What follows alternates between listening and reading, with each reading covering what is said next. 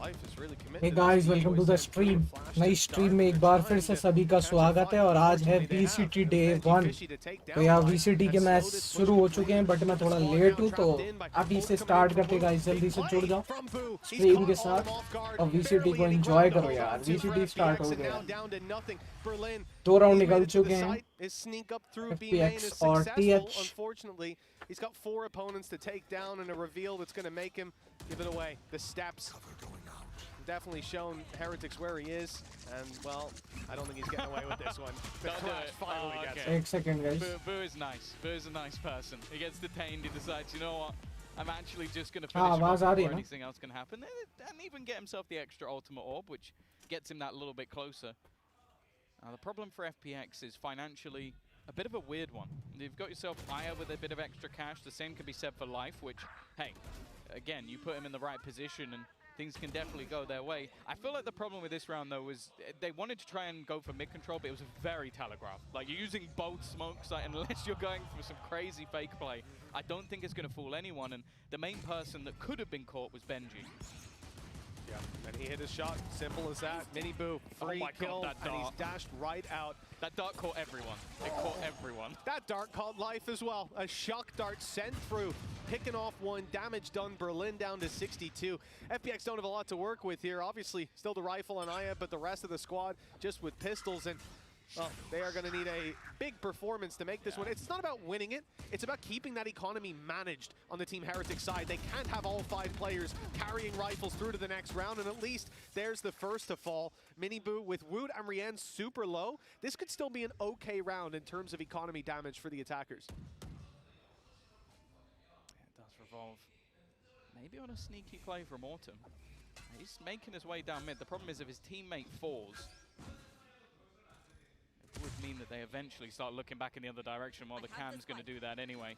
Even still, the aggressive position of Boo means that a plant is going to be tough.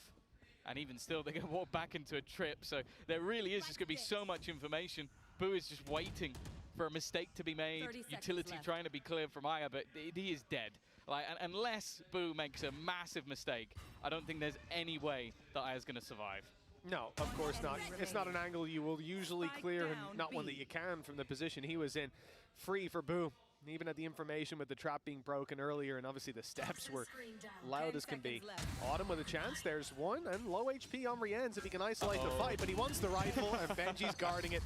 4-1, a solid start to this defensive side. Heretics lose their 3rd round, one that they're kind of expected to, where they had the weaker weapons, but since rifles come out, doesn't look like they're breaking much of a sweat. That last round wasn't a big one from FBX, though. This is where the investment comes through for the attacking side. I think the scary prospect, though, is just bear in mind that Binder's up next. A map that there was a 6-win streak for the side of Heretics until that was ended in OT by Vitality. That was the way that they managed to qualify for champions in the first place. So पहला match हो चुका है Gen Z और sentinel का, जिसमें Gen Z जीत गई है। Sentinel 2-0 की लाइनअप रहा वो 2-0 से सेंटिनल आ रही है।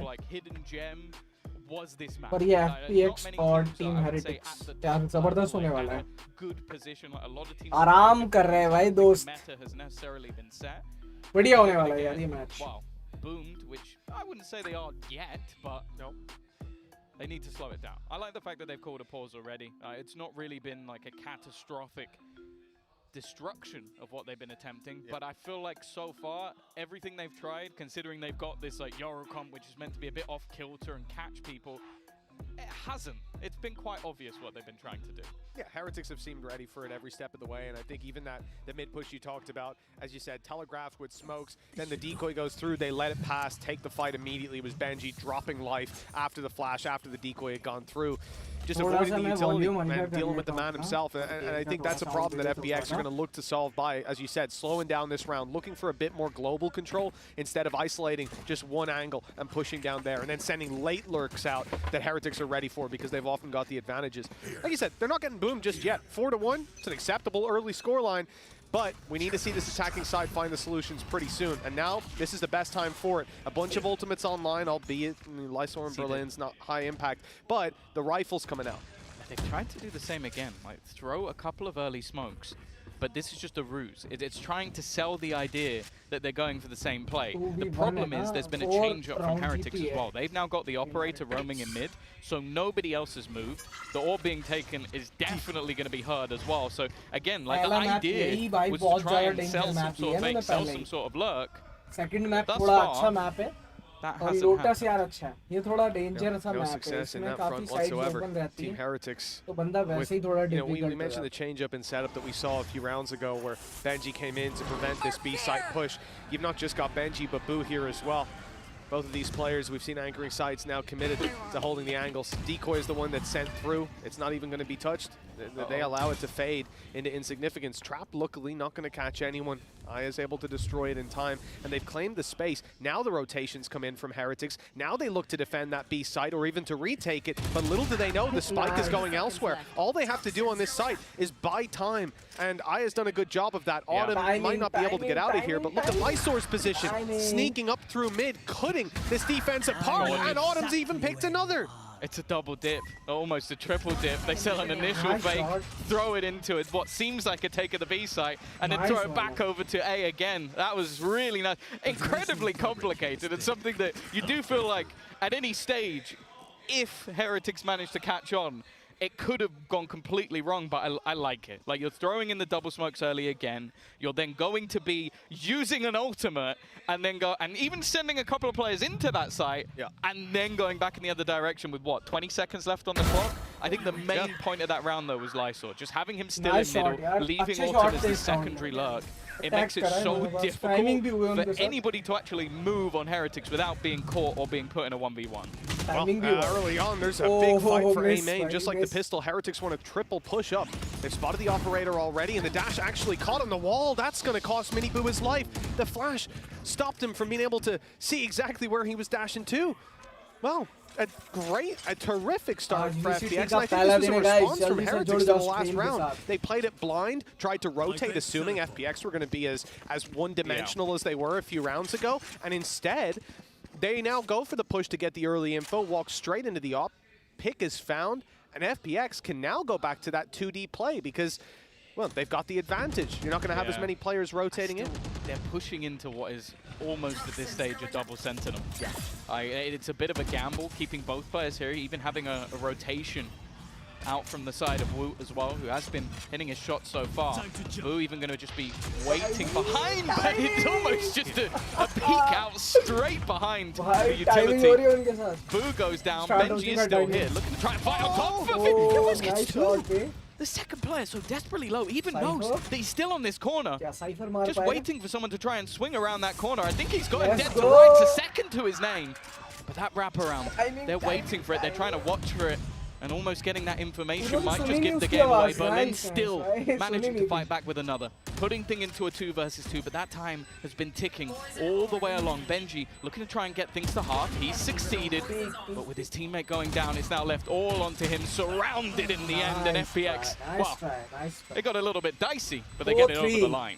Yeah, well, listen, you told me that Life does some crazy stuff, and I'm waiting for the TPs and so on. There he fake TPs, pushes through a smoke with an op. Hey, that's not a conventional play. It's not one I'd recommend you try at home, but my goodness, it most certainly has worked. And again, that early aggression towards A, the fact that Heretics try to take the space to find a solution to the problems they had last time, well, it hasn't worked out. And now from the Heretics side, you know that if you play it slow and rotate in off what is clearly an execute, FPX might fake it. If you go for the early aggression to grab control so that you know where the hit's coming through, FPX might be waiting.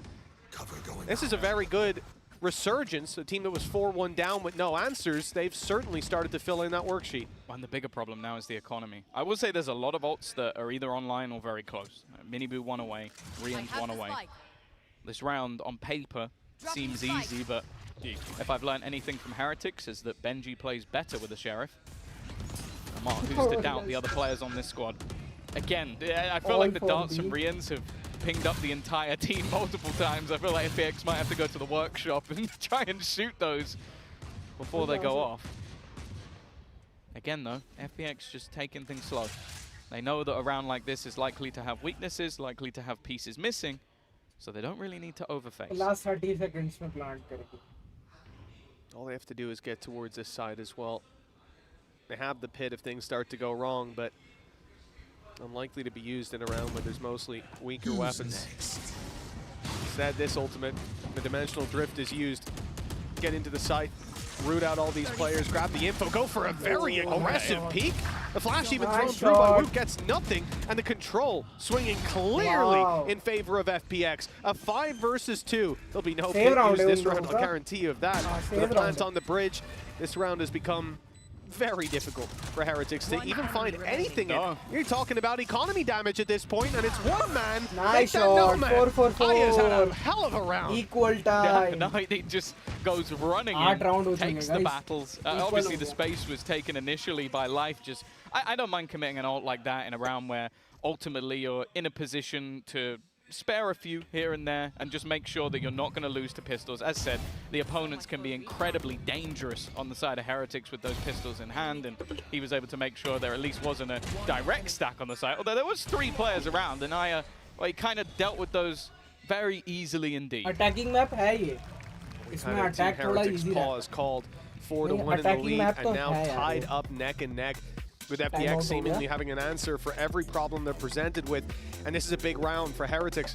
Last time, they had the pistols, like we said. Now, they've got rifles and an operator. Ultimate times 4. FPX still have that Viper's Pit to fall back on. Ice picked up the Nightfall as well. I think the things that worry me again is Miniboo. Like he's getting off to a bit of a quiet start, and we know that he is someone that very self-critical, very hard on himself, and also someone that I think the highs are very high and the lows are very low. And obviously, you have players like Woot, Benji who can pick up the slack. There's no one on this Heretics team that I would say is a weakness. I guess the same for the other team. I think FPX clinically underrated. I think that EDG have their number.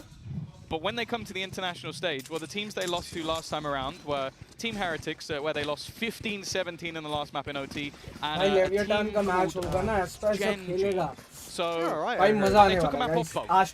So this is a team that I think, again, maybe if you're a Sentinels fan, you think, it's fine, we'll have FPX. I would not breathe easy just yet. I think Gen G Sentinels did earlier on. Sure. But I think this group truly is terrifying from top to bottom, and I'm sure most people would put FPX at the bottom, but I'm not sure I do. Berlin already directly into the site, loves his TPs, but it's a lot of damage done off the rip. Yes, well, Aya's extremely low, but so too is Woot. Hello. Thrash still there to be used. Big backside push. Berlin holds the line for a moment, but then Woot on his low HP, the one to trade out, pick up the double. At least FPX scrambling. Mid just to clear out that lurk. I think Rian just had enough. He's like, he's going to be here. I'm going to check. But again, it's an opening left on that A site, which is going to be a plant. Viper's Pit available, and there's nothing that anyone can do to stop this, other than maybe Blind Hunter's Fury to try and deny the plant. That might slow them down a bit, and that is what he's going to go for. It's not hit. It was close, but unfortunately it comes at the cost of his life, with Life himself being the one to grab that kill. Bladestorm. Just heard it activated by Miniboo. They're going to commit to this. And going through that Viper's Pit with a Bladestorm might be an advantage. Find him, drop the right click, and get it done. Flash out a little early. Life's going to get ahead of the Thrash, but not destroy it. Luckily, it's gone too deep. It's inside the ultimate itself. You're not going to be able to recover that, certainly not with any form of ease. Miniboo, I almost expected him to go up top. Instead, he's just running it through, finding one, but it's not the Viper. Now you're down to the Operator. That's not the right weapon for the job. The spray's good to drop the diffuser, and although Autumn falls, the time already too far gone, and they can't deal with Life. FPX, this started out abysmal form, but they've taken the lead. 3v4. Yeah, I've heard the phrase, life comes at you fast, but I've never heard life clutches it out, because that's he seems to be everywhere. And that's the thing. Like, Aya's been having a great game, but life is up there as well, normally as the tip of the spear and somehow even surviving to the late game as well. And this round, again, was just, the mid-round calling has been exceptional. Like, we have seen different moments where they start one side of the map, they go for these opening picks, and by the time you even notice it, they're back on the other side, they've cleared everything out, and even losing the lurk. Like, that was a moment you think, okay, the round's done. Well, they had 2 lurks. Yeah, and then they go hunting. Life again was the guy who got the kill on Rian's. Oh, no! Oh, no. No, no, look away. Look away. When you talk about Miniboo being भाई self-critical, साहब, I hope he can let Miniboo that का one बू go. निकल गया भाई. That's a I rough hope one. other people can let that one go as well. I think that's going to be in a montage or two. They only have pistols. At least they only have pistols this round. Right. It's भाई not, बहुत it's बड़ी not as bad mistake as it हो could गई have been. भाई. That's इस rough, moment man. पे mistake That is करना very है. rough. Yeah. FPX GB loves the phrase "from the top rope." I don't think that's what he meant. from the mid rope, right down to the bottom. Well, 5-4, and it's a 5v4. With FPX having the lead without drawing blood themselves. They've got to be happy about that. Berlin did get the kill. Technically, it was given, but he wasn't too involved. It was by proxy. No, it's just fear. He saw into Berlin's eyes. Maybe Miniboo has nightmares of Berlin in more ways than one. Oh, wow. Here we go. 4 players to try and find anything again. I feel like we've been saying this a lot, just an attempt to do damage, and wow, Woot's gonna get one for free. That's not too bad. Trade eventually there from Aya, keeping them honest. No ultimates if they needed them, but I don't think they will. This is now falling perfectly into place for the side of FPX. 6-4 from what was, correct me if I'm wrong, 4-1. They have now managed to streak themselves 5 rounds in a row. There you go. Well, you can see it on your screen. Don't need my help. भाई ये mistake थी भाई. ये It's been बहुत a बड़ी very mistake impressive थी. resurgence. It just, that's the... Oh, you can see it in the player cam. The thing is, it's the worst player for it to happen to as well, because I feel like if Benji has like, he's gonna be giggling, Oh, he's he'd be gonna be having a laughing away, laugh. laughing away. I think Woot as Oh, well. the silly little goose. But Miniboo after having a rough start, I feel like that might get to him, and he's gonna go aggro. I think wanted to try and rectify things, but hey, FPX are meeting him. They absolutely are. Look, with a guy like Life, we've seen this a couple of times. He's willing Where's to he play going? a little bit loose, a little bit crazy. Setting out the late lurk for Berlin. He's going to be covering the back lines where the traps from Cypher don't. And for Team Heretics, same old thing. Group up, play this as a blob, move together. Smoke's online for Boo fairly soon. He's popping down his stars as we speak. But the time here is a big problem. They've had it for a while. They could section things off. There you go. Space Nice, taker, but sir. they have to deal with life. They also have to be quick because Berlin's on the way up behind, and if he finds that space before they've claimed the site, this could be an absolute disaster. Problem is, denying this defuse is very Easy, difficult. easy. Oh, the move through is good, Oh and the my shorty comes God. out for more! Gorgeous play from Autumn! I thought that was going to be a close round, if anything, a guaranteed for Heretics back on the board, but, well, FPX just my doing God. FPX things. The funny thing is, if Benji stood a little bit further got forward, him. he dies to full damage. pushes him Like, off, It yeah, literally yeah, would yeah. have fallen off, but I guess it's a risk. It would be a big risk just to play that far forward, but yeah, the fact he jumps in, sprays ones down, and then gets the second with the shorty, like, and the Cosmic Divide was great, but again, when you're up against a team like this who have no fear, they don't अगर mind थोड़ा सा playing through आगे your रहता ना, utility, you तो have jump to कर ही नहीं basically पाता. body check them But into not playing timing. confidently, and I don't think anybody's managed to do that ever. And well, speaking of confidence, Autumn's coming into this round with the Viper attack side op. Actually, in fact, so is Aya. Yeah, I mean, they've got extra credits. I have to assume there's a weapon on the floor in case things start to spiral out. This is the last round of the half, remember, and, well, Berlin's Last got round, enough है ना? credits to buy them a few First half spare का? rifles. So does Lysor. For FPX, भाई oh, 1v 6 rounds in a row. No surprise to see them FPX playing का 1 confident. था और And इनका 4 even in था the भाई. last round, I feel like ये they एक round नहीं they जीते had that और hero play. FPX But they also had पिछले Berlin 7 coming up round जीता behind. है. If the play was slightly slower from मतलब Heretics, 6 round जीता है. throwing out a lot of लगातार 6 round जीत रही है. opportunities for themselves in the late round. Now it's going to be the They same have the thing. read again. Lysor mid lurk, play to B site, but again, Heretics, all the utils here, and they've got Rians this time. That's it. His darts have been impressive, and he's got it online now.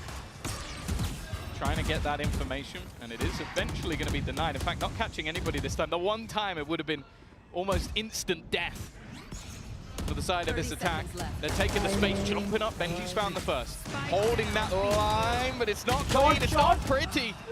My God. Well, Aya's managed to take him down. Timer ticking and the spike still in an awkward spot. But again, he's always there, always behind. The timing's going to be everything, though, as Rians drops another. He's heard the steps of Miniboo coming behind him. He's trying to catch this guy off guard instead, and now looks to switch back. That plant is just about going to be coming in time. That And they've still got to worry about that Jet flank. का थोड़ा mentally Yeah, it's भी mid वो way हुआ up top है, now, and well, it doesn't look like the flank's the main वाला problem. उसके Berlin's दिमाग में holding भी चल strong. रहा है। Autumn's here to support, Oh, although he's lost his nice head. shot. Now the flank going to be dealt with, but ammo is the main concern. 8-4 8-4 as we close out this First half, half and complete. FPX, Let's go. They were 4-1 down. Yeah. This was looking bad. They needed an answer, and by golly, they found it. Yeah, no, this was just an impressive dismantling. I've really enjoyed the way that we've seen mid-round switch-ups, more direct takes. As I said, I think the calling, honestly, from the side of FPX has been utterly sublime. And then just those individual plays, like Lysor, bottom of the board, has been an irritant for them the entirety of this half. Well, nothing but problems for the side of Team Heretics after round 5. There's been no success. They'll get a moment to recoup ahead of the next half. We'll be back in just a little bit.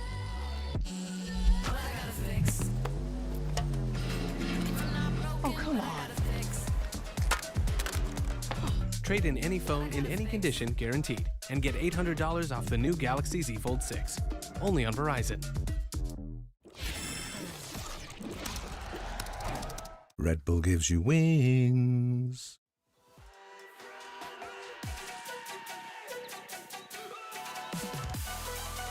Cover me, cover me, cover me. It's not defeat that defines you. It's how you bounce back. Reach your impossible. Lenovo Legion.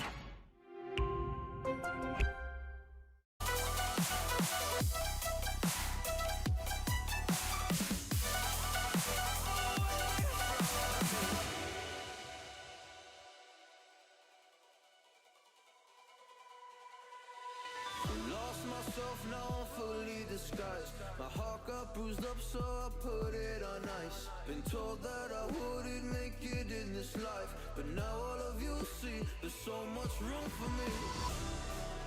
And I know you think I still can take advantage, and you always took my humbleness for granted. But I know my worth, you can't take that away, away from me. And I know you think I still can take advantage, but it hasn't worked out like you fucking planned it. 'Cause I know my worth, you can't take that away. Well, after a big streak of rounds from FPX, it's got to be said, Heretics probably not feeling the greatest after that half. They had full control, hands on the reins. Now they've been left out in the cold. For FPX, everything's going right. Every call they make is coming to fruition, and I think for Heretics, this pistol will be essential. We've got Miniboo 3 and 10. He fell off the map as well. I mean, as far as confidence builders go, this has been a disaster of a start. Oh yeah, for sure. Yeah, it doesn't get much worse, and just look at already what's being attempted. You got the Viper screen down in case they needed to cover mid, but instead they've just TP'd right into it. Benji, though, has managed to catch the first player. I want to point out there was more than one. Berlin is still going, but it seems like Boo is very aware of the potential of further aggression. They are holding for this FPX squad. Yep, making some pressure on A, but I'm not even sure if they're looking to commit. For FPX, though, it seems quite clear that there's about to be a hit on that side of the map. The steps, the noise, the utility is now over there. 3 players now stacked up, with Berlin left with the responsibility of hearing the steps if the rotations come through. And considering they killed Young on mid, they might start to go quite quickly around. There's a lot of pings here, though. Pings that certainly indicate they're suspicious of a player being around here, and they've caught Berlin. Okay, the snake in the grass dealt with, and Heretics, I think, are going to move into the B site. Yes, they are, and it's wide open. Yeah, they've been methodical this round. I think they were very ready for that mid push, something that is attempted by FPX in a fair few rounds. 30 seconds left. Watching it from multiple angles, and while now for the defense, they are going to need themselves a bit of a hero play. Wingman will be sent through. A little obstacle course for him to make it onto the site, but defense are already here. All 3 players looking for someone to make a mistake. Well, perhaps Rian's has. He faced into Lysor, who seems to be hungry for some kills. Already picking up 2. And damage done to Benji. This is workable. With Lysor down, the pressure falls on Autumn. He's had some big plays, big rounds, but it's a little tough to do in the pistol, surrounded on all sides. And Heretics, everybody put the work in this time. A team ace to put a round on the board after quite a while. They finally get to taste victory. Yeah, it's an important one for them. And now that's both pistols in this map 1 and currently still going to be at a deficit unless they manage to win the bonus or something of that sort. It's definitely not an ideal scenario. But I will say, from what we've seen, at least in the pistol, they're aware of what's going to be attempted by FPX. The thing is, they've cooked up a lot of stuff on this map. I'm still waiting for the round where Berlin gets his ultimate online to see if he's going to try some of the stuff that he was attempting in previous matches versus EDG, trying to jump off the map, use his ultimate to teleport across, cancel it, and then Shrouded step back onto the map, and then he got shot in the face. But the idea is there. It's just, if he can make that work, he's going to look like the greatest player ever. But this round, wow, any kills would be nice, and any damage they can do. On the other side of things, as always, Heretics have got a couple of pistols that they can use as, well, in this case, lurkers, or to take more of a risk if needed. Yeah, much more controlled early round from Heretics than what we saw from FPX in those first couple.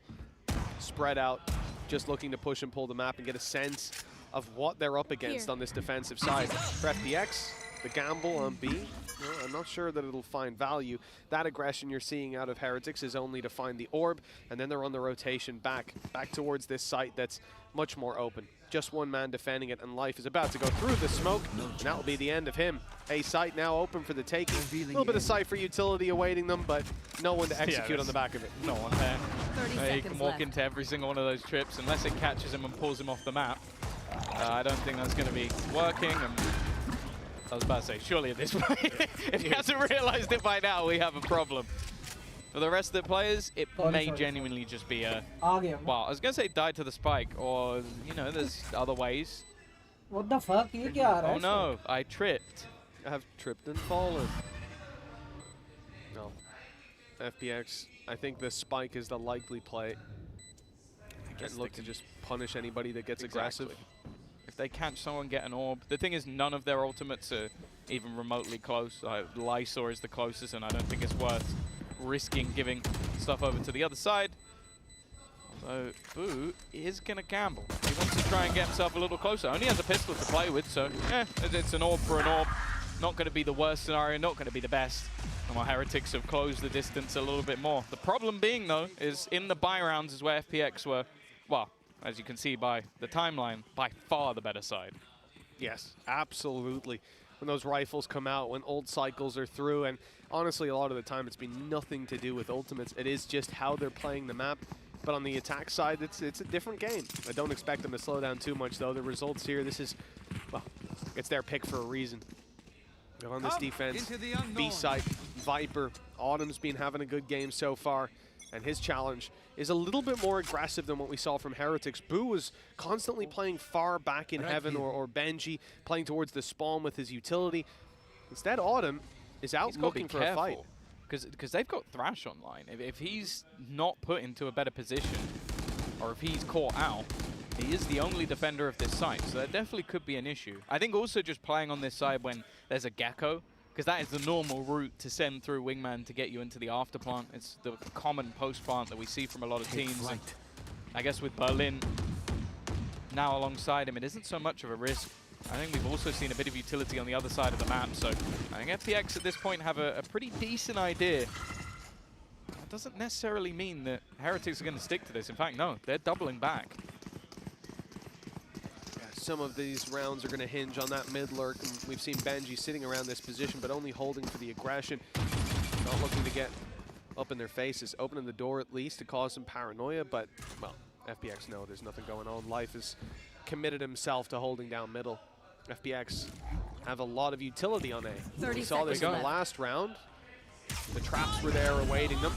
Although we'll have Thrash going through first, you've still got to avoid those traps. That's exactly what Mini Boo does. Updraft dash takes Heaven control, but no punish just yet there. Lysor eventually falls from the jump up. Mini Boo looks to be a thorn in their side. Up in Heaven, not just by himself, but with two players, make that nobody. Woot dies, and the fallback from Boo now leaves Mini Boo alone. They've seen him. It seems like it. Lots of utility being expended, and he's isolated. And the aggression elsewhere hasn't succeeded either. Boo falls, puts the advantage with the defense. Rians and Benji. A little little bit of an angle over the top, which might just give the game away. A nice shot from Riens puts things back into a 2 versus 2. And for a moment, it looked like Ayung was going to try and jump around, but he's thought better of it. That time continuing to tick, Riens continuing to land every shot. 4 kills for him in this round. That Sova switch seems to just work for him. An agent he thrives under, but well, maybe the Guardian's working just a little bit better. Well, everything else went wrong for them there, but Riens went right. Unbelievable. The fact that Miniboo's isolated, either expected or spotted up in heaven, dealt with the utility thrown down, and him forced.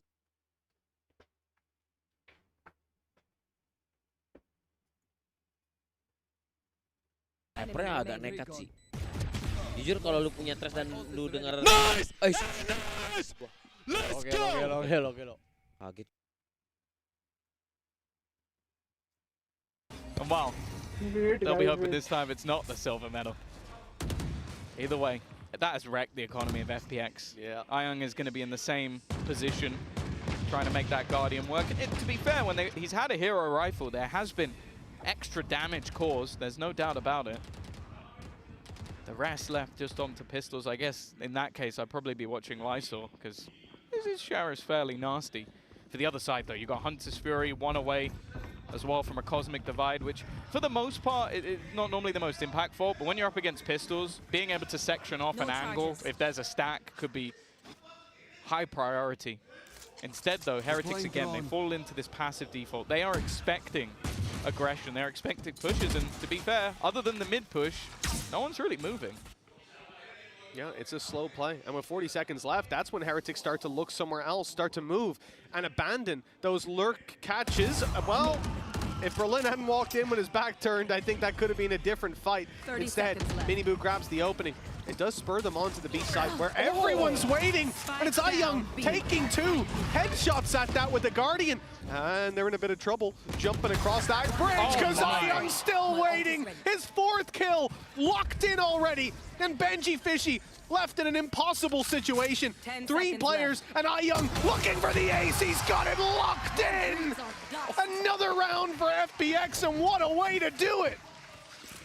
Well, 2 rounds, 9 Guardian kills. I don't think you're going to find that too often in the history of Valorant.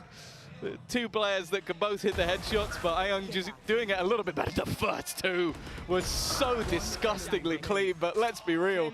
I think there was about 1, maybe 2 missed bullets in the entirety of this round for him. FPX showing the depth of skill. He is 19-10 right now on the scoreboard. Nobody even close. Yeah, and again, I hate to harp on it, but we opened this up by talking about it, and even we finished the EMEA Stage 2 by talking about Miniboo's state. This is a guy that relies on confidence and hasn't had it recently. Bottom of the board, 5-12. They got to kill that round. He did, great, fantastic. But I mean, the problem is, when you look at FPX now, they have the exact opposite problem. Confidence has got to be sky high. They had a streak of rounds in the last half. Now they've put one on the board here in the defense in that kind of fashion. The only thing is, Heretics are still in an okay position to buy up. But if they lose this round, that's the first domino knocked over. For FPX, they're getting into the home stretch. I think that the thing for them in this series, though, is, again, it's what I said when they were 4-1 up. I'll say it now that they're down. This is the map that if FPX are going to compete, they have to win. Like, I think going into Bind, Heretics are going to feel more comfortable. Yeah. It's a map they've got a lot more reps on. In officials, at Masters, you name it, they've played it. So I don't think they're going to be too worried. But of course, coming into this tournament, you want to start you want to start as clean as possible, because you know if you win this one, you've got your grand final again. Yeah. We've already seen 1 grand final rematch. I think most people were expecting a second. This group truly is terrifying. Life, though, well, that's just absurd. He just tried something so risky, and he has walked into... Yep, that's the whole Heretics team. That is everybody. Ayung might be in a position to get under that. I think it's just about going to catch him. We'll see. Yeah, he's had to break it as he makes his way through, and now they're aware. They're turning. Would have made it if he was bold. That's all I'm saying. Another win for the bold gang. Another win, the first win, let's say. Wow. Team Heretics, 4 versus 1 at this point. It seems to be locked in, but It's Young on the other side. I'm not certain it'll be an easy victory if he decides to go for it, but definitely one that seems locked in. I believe. Economy, a little shaky. And for the defensive side, I think it's better to just carry this weapon through to the next. They've made the right call, but that does put Team Heretics with a foot in the door. Yeah, it sort of is what the desk was talking about. It's the aggressive plays either look amazing or they look like that. You try and flash through a smoke, the whole team is waiting on the other side, you get wrecked. It's going to happen. It's how this composition almost works for them. Like, you have yourself that solo initiator, and because of it, and they do this a lot, they play the double controller or even triple controller on a lot of maps, so you're very reliant on the solo initiator or, and in most cases it's the or, Life to be an initiator with his face. So he's going to go running into angles, flashing into angles. You'll see it, no matter the agent, if he plays Jet, if he plays Raze, he's going to be taking space that you wouldn't even expect the craziest of duelists to take because of the comps that they're running, because they're more reliant on him to do stuff like that. And unfortunately, well, you lose 2 opening picks immediately off the rip. The round's going to go wrong. Luckily, with that extra save, with the extra gun, they're still going to come in with the purchase. And ultimates, honestly, at this stage, fairly even. Yeah, relatively neck and neck. I mean, you can understand that last round, the early aggression. Sometimes you got to just throw in a little extra flair to your round. And if there's a lurker there, he's dead, most likely. But, well, there were 5 people ready to take the fight.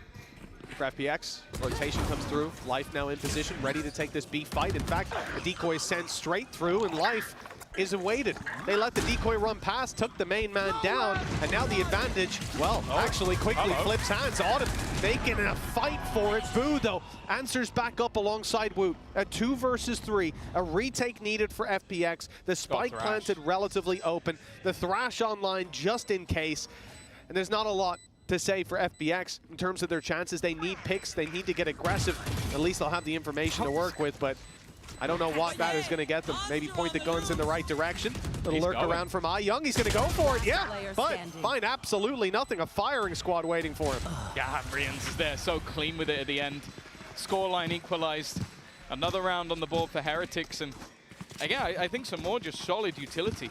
We saw the initial flashes that I think the Gecko flash caught like everybody who was on that site. Like every POV we switched to, I'm sure of the observers, like, get one that isn't blind to just try and find them as they go, but it was rough on the way in. And I also think the dart, yeah, you could just see the combination of utility. You had the dart, the immediate Hunter's Fury, and then the Dizzy that just left everybody within that site without being able to see and being revealed. And I think there was even a counter ultimate of a Nightfall that was thrown in by the defense, but it didn't matter because, well, you might not be able to hear anything, but you can see exactly where they are because of re-ends.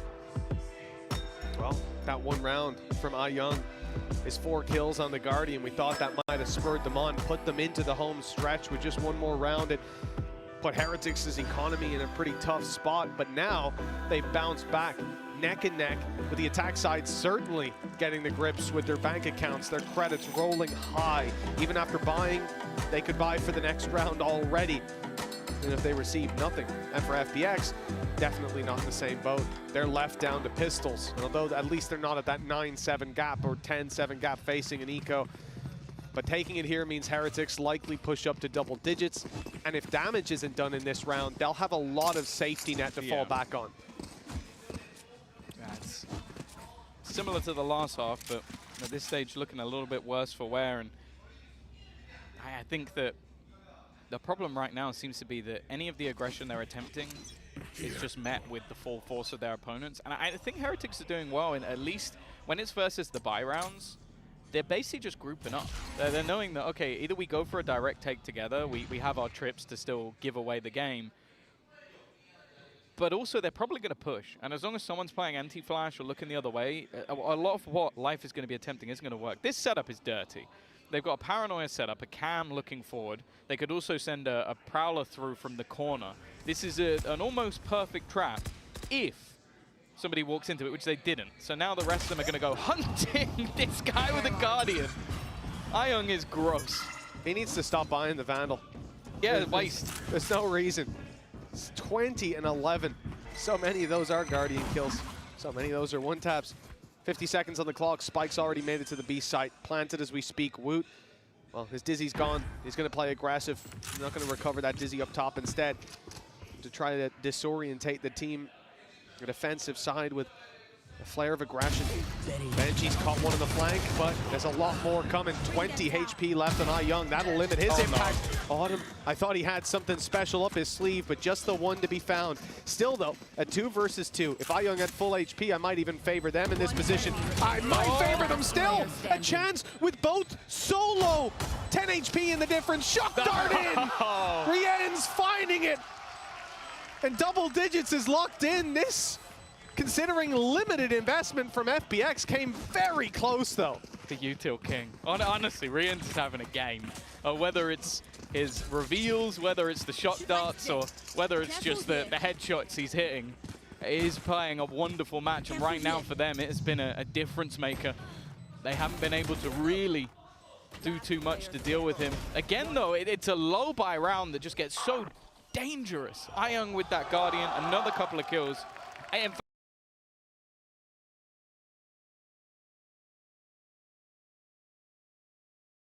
pit immediately put into play, trip alongside it, and it means that they're going to try and gamble elsewhere.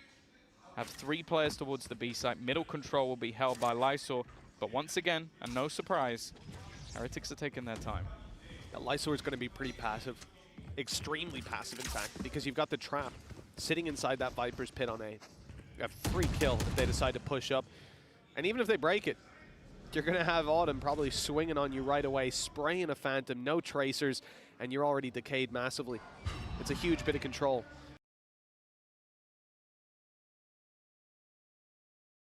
East side, the only real concern is mid, and if pressure gets applied there, TP from Life, he's there to fight alongside Lysor, and they can take their duels. Heretics will find it hard to find a response, especially as they've pumped the brakes so heavily in this round. With 40 seconds left, still yet to really make any ground. Rien's considering the drone through A, making it look like this is where the play is coming in, and the hope being that the rotations do come through. Life is TP'd off B at least, so they found it an easier job on that side of the map. Oh, and the push through into heaven. Leaving one player there, it's Berlin. He's going to be actually pinged immediately by the Dizzy, but it allows him to go back into position. Woot, though, defending his little bro. That means they're going to get into that after plant. Utility retrieved. The rest so far away. iYoung, though, has pushed in on his own, and well, he's going to get double swinged for it. A little bit over-aggressive, a little bit individualistic, and because of that, the rest of his team are now still a man down, and they've got to be worried. There is the latest lurk on planet Earth from Benji. He's only just made the drop. I think it actually got heard by Autumn, so he's now waiting. That's another kill to their name, putting things back, but again, Rien's so clean, so confident in these late round scenarios. Autumn's just going to try and get in and defuse this, but actually, I was going to say maybe he wouldn't be pulled off, but I think he has been. The angle not being able to be kept, and eventually it's going to fall flat on its face. Another round where Rien's the last one alive and taking down that final kill. You know, this round, it makes sense why Benji took so long to get back out, because they made this the most telegraphed A push, A split of all time. The drone goes through the Viper's pit, it catches the tag, immediately on middle, Benji's breaking open the vents, running through to the A site, and letting them know, hey, we tagged you, we're coming to kill you, we're gonna drop that pit, take the site. And the response is what it should be from FPX. They immediately rotate in. Your Viper can't just hold a 360-degree angle, but because of that, the site's much more open. Isolated fight onto Berlin, site secured, plant in, time on their side, and Benji, yeah, he plays it super, super late, but that was what needed to happen. Otherwise, he just runs back out on mid. They obviously know he's there. They kill him. One less guy to deal with. The danger now, 4 ultimates online for Heretics in a round that if they win, wow, it will put the economy of FPX in an awkward position. Their ultimates, some close, 1 or 2 online, but this is looking like a spot where Heretics might be able to just run away with it. And as said, this is a map that is pretty important for FPX to take. Nice. So, 1 minute रुको मेरे को. Just 1 minute दो. बंद करना पड़ेगा.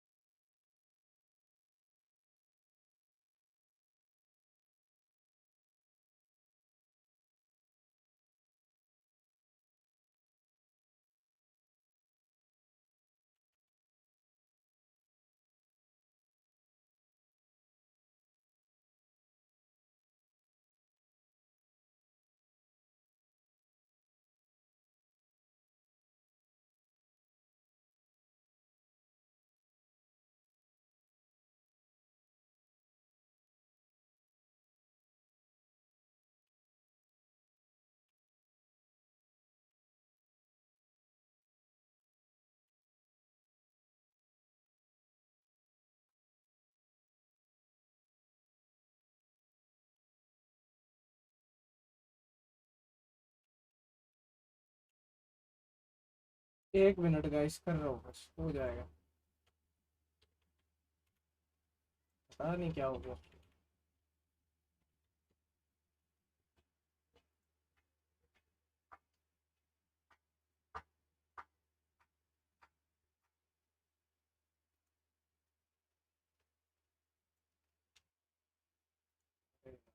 क्या कर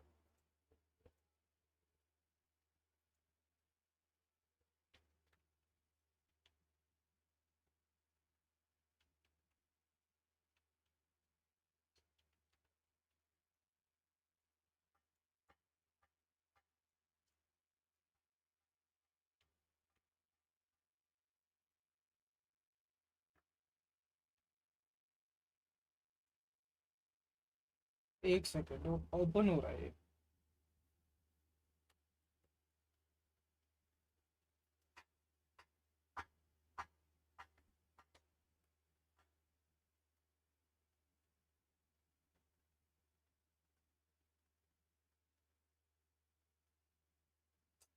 अरे गेम चल रहा है भाई, जल्दी हो ना ओपन।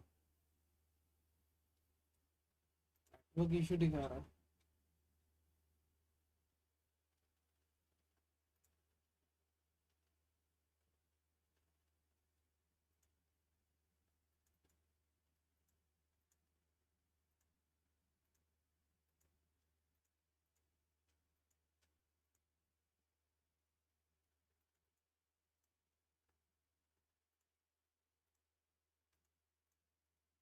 ठीक है, आ गया।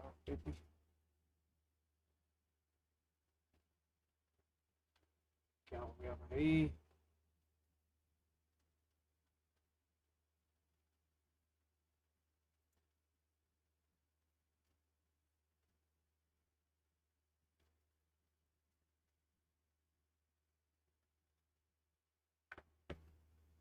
नहीं क्या है?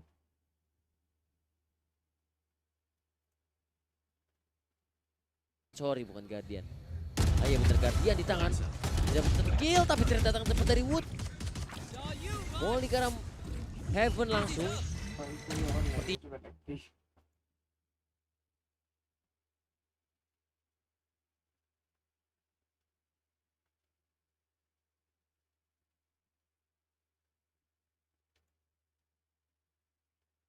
Hands. They only have 2 chances to close this out, and this one. Well, here comes the shock dart lineup, though. Gravwell already used to start this one off. Flank spotted as well. Lysor won't get a free kill, but with Boo falling, the numbers thin out. They've dealt with flank, but they haven't dealt with the defuse, and the Hunter's Fury way too late. They'll get a tag, but that's all, and an ult expended for little to no impact. They might be able to hold on to their weapons and again make things a little bit more costly, but FPX are not going to mind. They managed to drag this back at the depths to look to try and take this to OT. And again, like for what was invested, not a bad round from Heretics, but just throwing in that ult at the end, thinking that, okay, maybe they've got it half, maybe they've got it close, but it was a lot further along than I think anybody over on the Heretic side had thought. Yeah, it was basically done. It was only if he was incredibly low HP that would have made a difference. 12 to 11, still having a Thrash available. It's going to be something to play with, and definitely still wary of these aggressive pushes. Sana. For now, though, again, looking a lot more direct from the side of Heretics. Well, it absolutely is. Monster on the loose. Put into the hand of Woot, and now sent out to find a victim. Drop. That was an interesting dash up top. Young in the perfect position to punish it. And now Benji, well, he's not going to get away with absolutely anything. They really want to fight for heaven for Vens, but they will get nothing. Heretics left down in the dirt.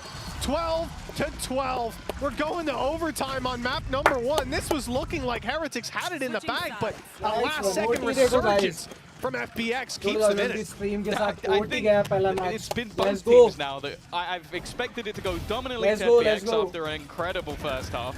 Then I was like, okay, well, this is done. And now it's gone to OT, but probably in one of the weirdest fashions I've ever seen. And the thing is, I don't think Ayung had been playing that position much. Like, we'd seen Miniboo multiple times dash up there and have no contention whatsoever. This time, Ayung is waiting 27 and 16, by the way. It is him and Riens are really running the show. ये match बहुत He's ज़्यादा टक्कर का Question हुआ is, है who's going to be able दोनों to take side it से. over the line? FPX, it seems like all the bells and whistles, all the fakes, all the ruses might go out the window here as all the players, all 5 in fact, are outside B. Need that back. Well, Heretics going for the same push-up on A, but seeing absolutely nothing this time. Going to be much quicker rotations going around, plugging the gap that's on middle, and mainly trying to support this B site. Unfortunately, they won't be there in time. Look who snuck into position, though. Boo. It's not a normal spot to be playing from, and they're not even going to clear it. They're not even looking this way. That's the spike right in front of him. He's letting it get half planted just in case he can find another kill. And not quite, but he does the damage. Lysor on 8 HP, but the advantage sits with FPX, and it's Lysor that's going to go forward to plant this spike, I believe uncontested, unless there's a crazy shock dart. There actually was! Riens fires it in and takes him down! And Autumn and Berlin, now another man sent in to plant this spike, a death sentence most of the time. I believe another, oh, it's a reveal, in fact, not a shock this time. It was sent through and it's caught the information. They know where FPX are holding this from. Autumn needs a big play and only the one to be found. Berlin, 1 versus 2. And they're all going to be diffusing in that narrow little alleyway. If there is a chance, the spray might just work out, but they're trying to bait him into a fight. He sees they're not diffusing. He'll buy this time just a little bit further. In fact, the clock here could prove to be the biggest enemy for the side of Heretics as they start this diffuse yet again. The swing is in, but the shots don't land. FPX punish this time, and it's Heretics to push to 13. Riens with a phenomenal round. That shock dart was perfect. They're going to be calling for agent bans. That's what they're going to be looking at. It's like, all right, guys, I've had enough of map vetoes. I want agent vetoes just so I can get this man off a damn Sova. Bear in mind, last time they played this map, he wasn't playing Sova. He was playing Breach. So that's something they've brought in for the game today, and it has been disgustingly good. Whether it's reveals, as said, or shot darts. Okay, maybe a hit or miss with the Hunter's Fury, but I don't think they're going to mind too much. Well, you could understand the elation from Benji. They've got another opportunity. They've already had 3 of them to close out this map, and FPX, well, they got an extra pause. They're using it. क्या ये round भी OT जाएगा Now's not the time to let this one slip. देखने को मिलेगा With that a little bit of extra brain juice expended for Team Heretics. They've got to be feeling fantastic. I will just quickly note that Boo currently has an Odin. I don't think he's going to commit to that, but attack side, they might have post-plant setups with Riens' reveals and Benji's traps on B side. Does. It could be nasty. So there is a, I think I showed you this when it came down to their B side hold. Nest. Yeah, he has a Nest wallbang that he uses for a specific post-spawn. So if he is pulling this in, I would be very surprised if they're not going B, because he has an exact post-spawn for this. You know, you showed me that, and I used it in my next rank game. And let me tell you, the things that were written in chat, I'm pretty sure some people got banned. But it's good fun, and I think pulling it out at a time like this will be unexpected for FPX as well. Like, they haven't used it at all. The only thing I'll say is that FPX have been tremendously cautious about trap wires. I saw it on the A site retake. I've seen it a couple of times where they're going into a site and they're looking everywhere to find those traps. If they make the mistake of not clearing them this time, they will be punished quite heavily. But also, he just knows his lineup for the post plant. So if the traps might not even be an issue, really. It's just going to be if they can get into a post plant, which, hey, if you're running a Gecko, I feel like you should be able to do that, and they have been able to do that. Autumn already spotted. Boo already in position, ready with his lineups, just to try and be an absolute rat at the back of the site. And while this is maybe the scariest post plant FPX are going to ever have to face into. They might not even know what they're facing just yet. That's the scariest part. You see the stars down on the spike. The Gravwell to deny. Benji's been in this position quite a few times, more than a handful of times. But this time they're not checking it in time. Luckily, Lysor reacts, finds the kill. The defuse started, at least that's as far as Heretics know. Some kills come through, though. They reclaim the space. The Odin takes Lysor. The drop from Berlin is good. Able to at least find the one, and Riens is incredibly low. Boo's caught up top. That's a big mistake. All he has to do now is root out Riens and deal with Woot, but that's a big task halfway when Riens swings in to close it out. 14 to 12. They push them to the limit, but Team Heretics take it across the line. No, incredible performance from them in the end. It was a back and forth all the way through. A map that favored for FPX. What a match. As said, they looked incredibly good on, but ultimately the hero plays from the likes of Riens, Woot, were fantastic. Either way, 2 minutes still more to come. Fine, snap up के लिए next, after the break. Completely तैयार होगा. Start होगा.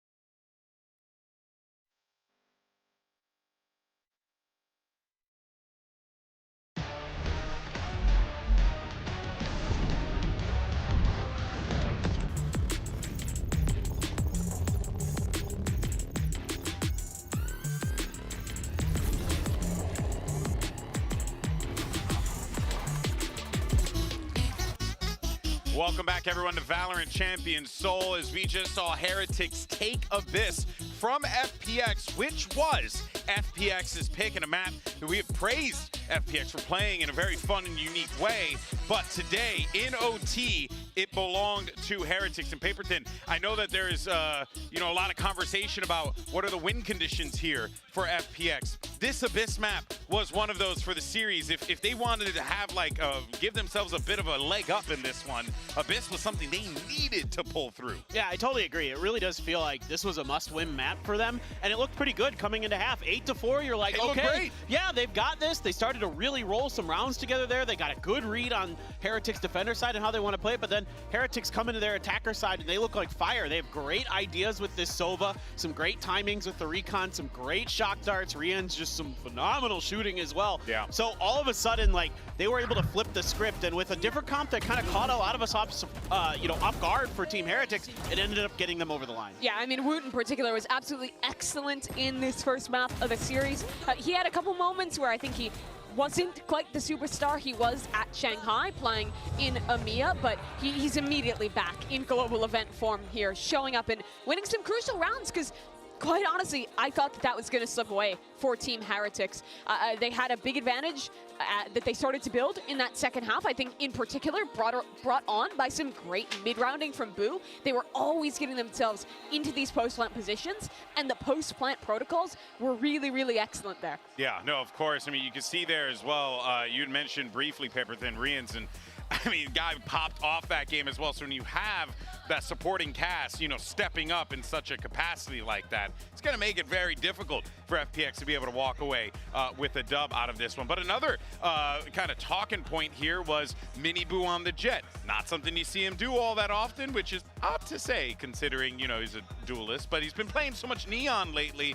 But you definitely saw him kind of just get neutralized a few of those rounds. Didn't really feel like he had much of the impact, which goes to show why this Heretics team is such a, you know, dynamic roster, because anyone can step up and pop off for this team. For sure. I was a little bit surprised by the roster change that the comp change we saw coming out from this team. I thought that the Raze especially was really strong. I kind of got bringing in the Silva instead of the Breach there, having that information, some of the ideas they had around the shock darts, especially in their post plant, I thought were really solid. But again, the Jet from Mini Boo just does not look as comfortable as his other roles, and I think it did show in that game. But luckily, this is a team with a lot of depth in players that can step up in the late rounds to keep them in these games, and they don't just have to rely on one guy to be that superstar. Yeah, no, couldn't agree more with that one there. But of course, it's time for our HyperX Reflex moment. We're gonna show you a little ace. You know which one. Round 16 from Ion. This is gonna be, of course, I mean, just that first pop there, and the wall goes down, and it's like just an aim lab routine. And it's all Guardian too. Yeah, it really unreal. Is. Yeah, absolutely awesome stuff there. Unfortunately, FPX weren't able to pull through, but it took, you know, Heretics squad climbing their way back and then pulling it out in OT. Tough one for sure for FPX to lose. They really had to claw back for sure to Heretics. I mean, it felt like to me all of a sudden I was like, okay, you've got to read now here on how some of these Astra maneuvers are going to occur, what the Jet's trying to do, you know, where the lurks are going to be coming from Benji Fishy. Those were actually really well accounted for by FPX. However, when it came to some of their like decision-making and retakes and things like that, they just weren't quite up to snuff. They weren't quite at the same level. Heretics do a great job setting up the post plant. The Astra is really annoying as well. We saw that come into play a couple times. So all those things kind of put together just made it really hard for FPX to come away with some wins on their defender side. Yeah, I felt like on the defensive side, a lot of these rounds, FPX site anchors were dying way too early into things, and then when FPX was trying to play the Flood retakes, it ended up being more of kind of like a stumble, one player at a time, back into the site. Or when they did go for the set retakes, the post plants were just too strong. I mean, this is the new Pearl, the new cringe post plant map. We saw it in that second half, and quite frankly, your defensive side cannot be letting that spike come down every single time and play into the set retakes, especially when you're playing up against a team like Team Heretics. And now, I think this kind of booms the chances for FPX in this series. They looked great on Abyss in China. I think it was their best map regionally, and now they're going into a strength for Team Heretics, and this series gets really scary if you're rooting for an FPX upset. Yeah, couldn't agree more. I mean, you know, Bind's been great for Heretics, and we knew that this FPX needed this Abyss. It would put them in such a better position. So now they're gonna have to do what Heretics did to them on map 1 and try and claw their way back into this series overall. But let's go ahead and hear from the coach of FPX, see what he has to say going into map 2. Let's go. Hey guys, we have Nathan D here from FPX, and we have Luna to help out with some translation. That was a very exciting map on Abyss. We're just curious, you know, you guys were able to bring it to an overtime, but why weren't you able to close it out? Can you enlighten us as to what struggles the players were going through? 其实刚刚是非常激烈的图一的比赛嘛，你们能够成功的拖入到加时，但是并没有成功能够拿下，能不能告诉我们是什么阻碍了你们的脚步呢？我们下半场的防守可能一些补枪细节没有做好，我们补枪没有做好，加上我们的防 rush 的一些细节没有做好，就导致了我们下半场根本守不住他们。 At the second half, we are on defense. We did terribly on trade, and we didn't like to defend it well. So that might be explained what happened on the second half. Well, there's still one map left, so let's see if FPX can manage to make a comeback. And it seems like FPX identifying those issues. I mean, of course, you know, a tough one for sure, but now they got to reset themselves, get ready for this bind. It's going to be a tall task without a doubt, considering how good Heretics are on this. And I mean, quite frankly, Paper Thin, if you're FPX in this situation, do you go for a bit more of this wackiness? Do you try and be a bit more off the cuff, if you will? Or, well, I mean, what do you do in this case, right? How do you catch this Heretics team off guard? How do you make them uncomfortable going into map 2? For me, I think I'd like to see a different comp than what FPX normally runs on Bind. They normally run the Jet Sova, almost exactly the same comp that we just saw from Heretics, actually, except they use a Brim as their you know, smoke. So I'd like to see something different. Raze, yes, I think is borderline necessary on Bind. Yeah. So I know, and that's what's weird to me, is Life is really good at Raze. He's actually got better stats in Stage 2 on Raze than he does on Jet, but they've been leaning into Jet. Whoa! That is very new. Oh my God, what? What the hell? I mean, there's a reason people left the Jet in 2021. I don't know where this comp has come from, though. There are some interesting ideas to look out for. First thing I'm seeing, watch how Life and Ion are going to combo their utility. The audio denial from that fade and the haunts combined with the flashes from the Yoru can give a lot of different ideas to set Life up for success. But that chamber, I think, is the big question mark. Also, we're not playing a Brim, we're playing Omen. This is weird. The one-ways, though, are cool with the Omen. We've seen teams like EG experiment with ideas like that. Yeah.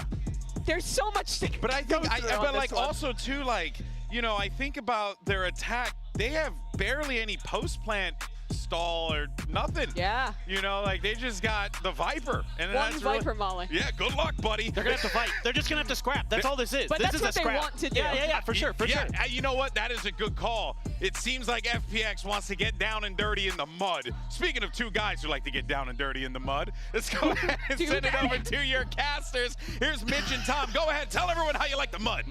Only with you, GB. Only with you. But yeah, I think this is one of those things. A wise man once said that this is an FPS game and you just need to shoot people in the face. So who cares about post-plant utility? You don't need any of that. They've got a little bit, but ultimately they're going for the shoot them in the face. And I like it because do I think they would win with their previous composition?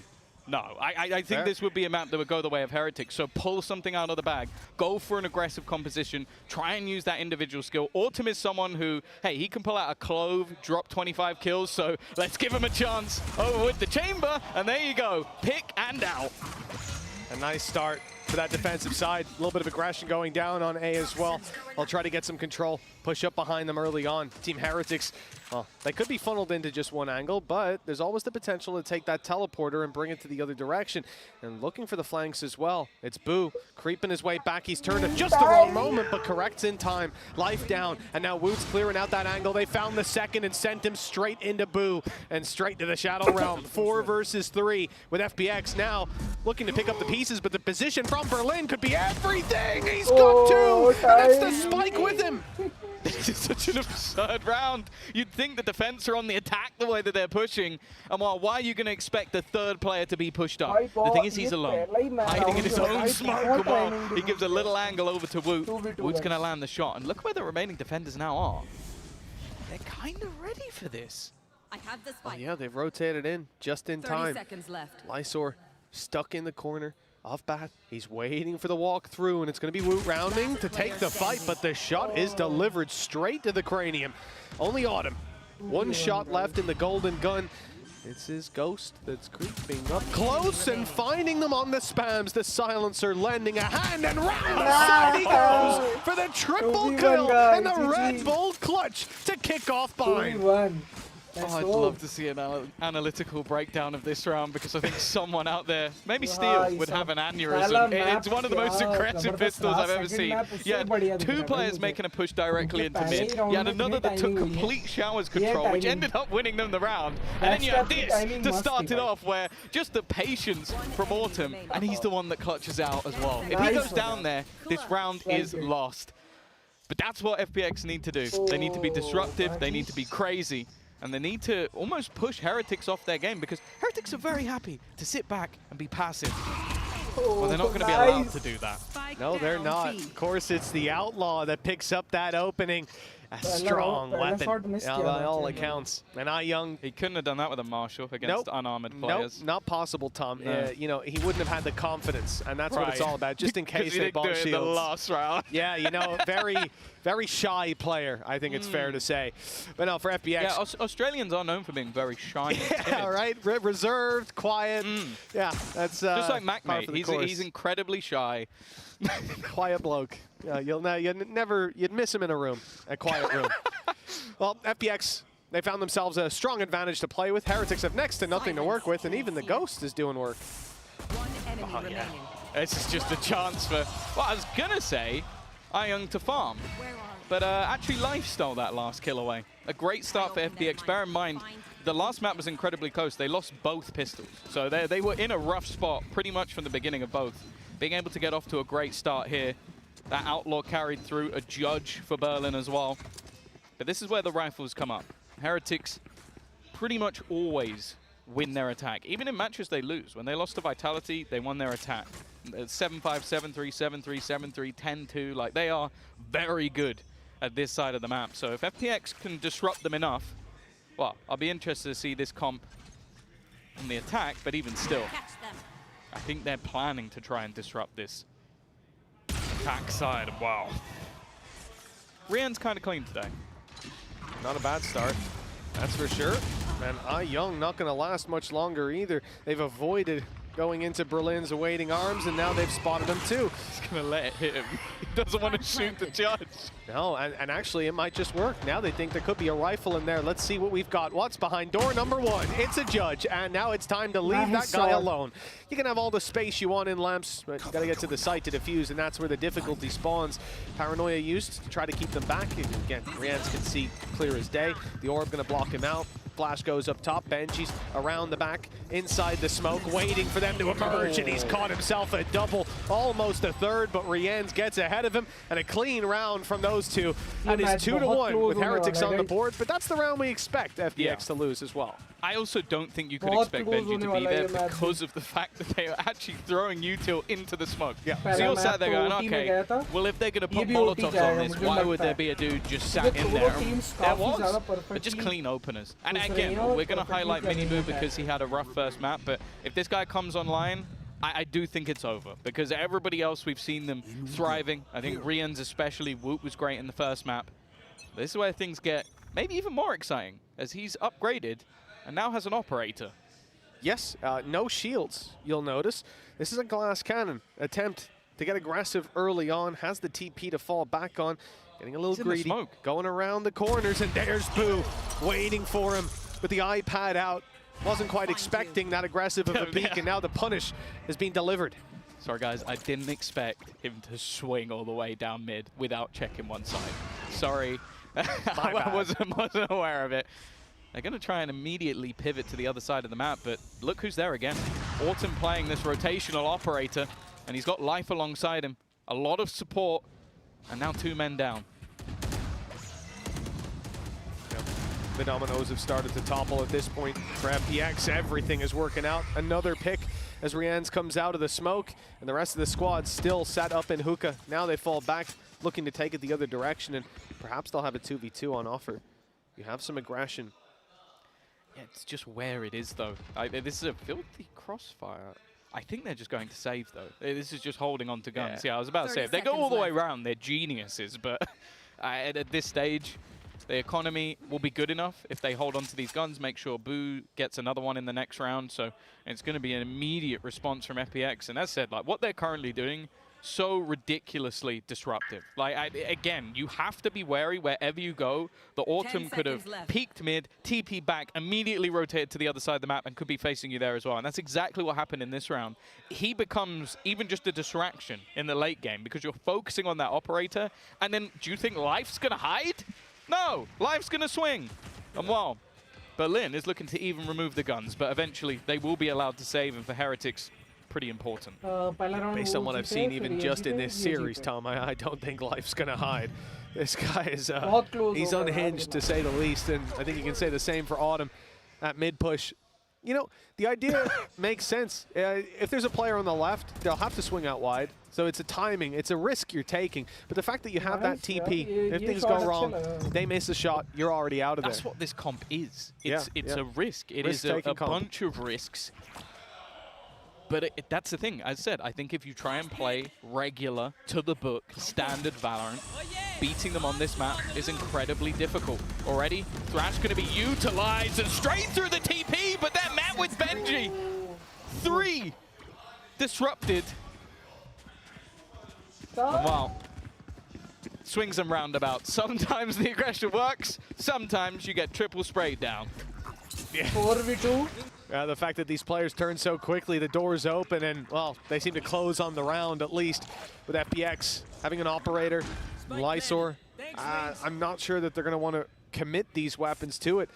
You look at FPX, post-plant utility doesn't really exist, barring the snakebite, but for Team Heretics, that's not quite the case. They've got their snakebite, they've got their molly, they've got Rien's, and I think they know the mosh pit was already used, but even the flash to re-execute out for a fight, sees as well from Woot. It's not one that I'd expect a big commitment from, especially with now they've cleared the site. They've seen that it's most likely post-plant setups. These weapons may just be more valuable carried through for future rounds. Although, I mean, Lysor is very aggressive. He wants to make it costly for Heretics and at least drop a few bodies. As he fails, Autumn's out. Yeah, I think Autumn always had the plan, unless his teammate got a couple of kills to just fade away.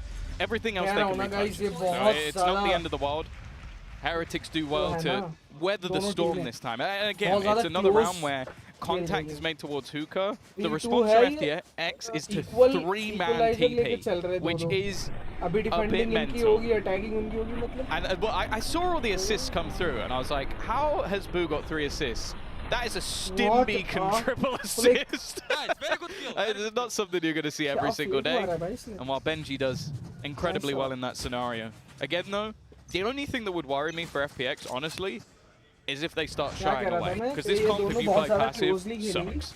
Yeah, oh yeah, this is not a passive comp. And that's the problem. If things don't work out, that's often going to be what you do, is switch it up, change your pace. We saw that in the last round. Now Autumn being dropped is traded out for life. Gotten aggressive out on B long, at least keeping a foothold for this site that isn't just deep. And yeah, I was kind of expecting him to fall back at this point, at least maintain the control. But this guy, I should have learned my lesson. I thought I did earlier.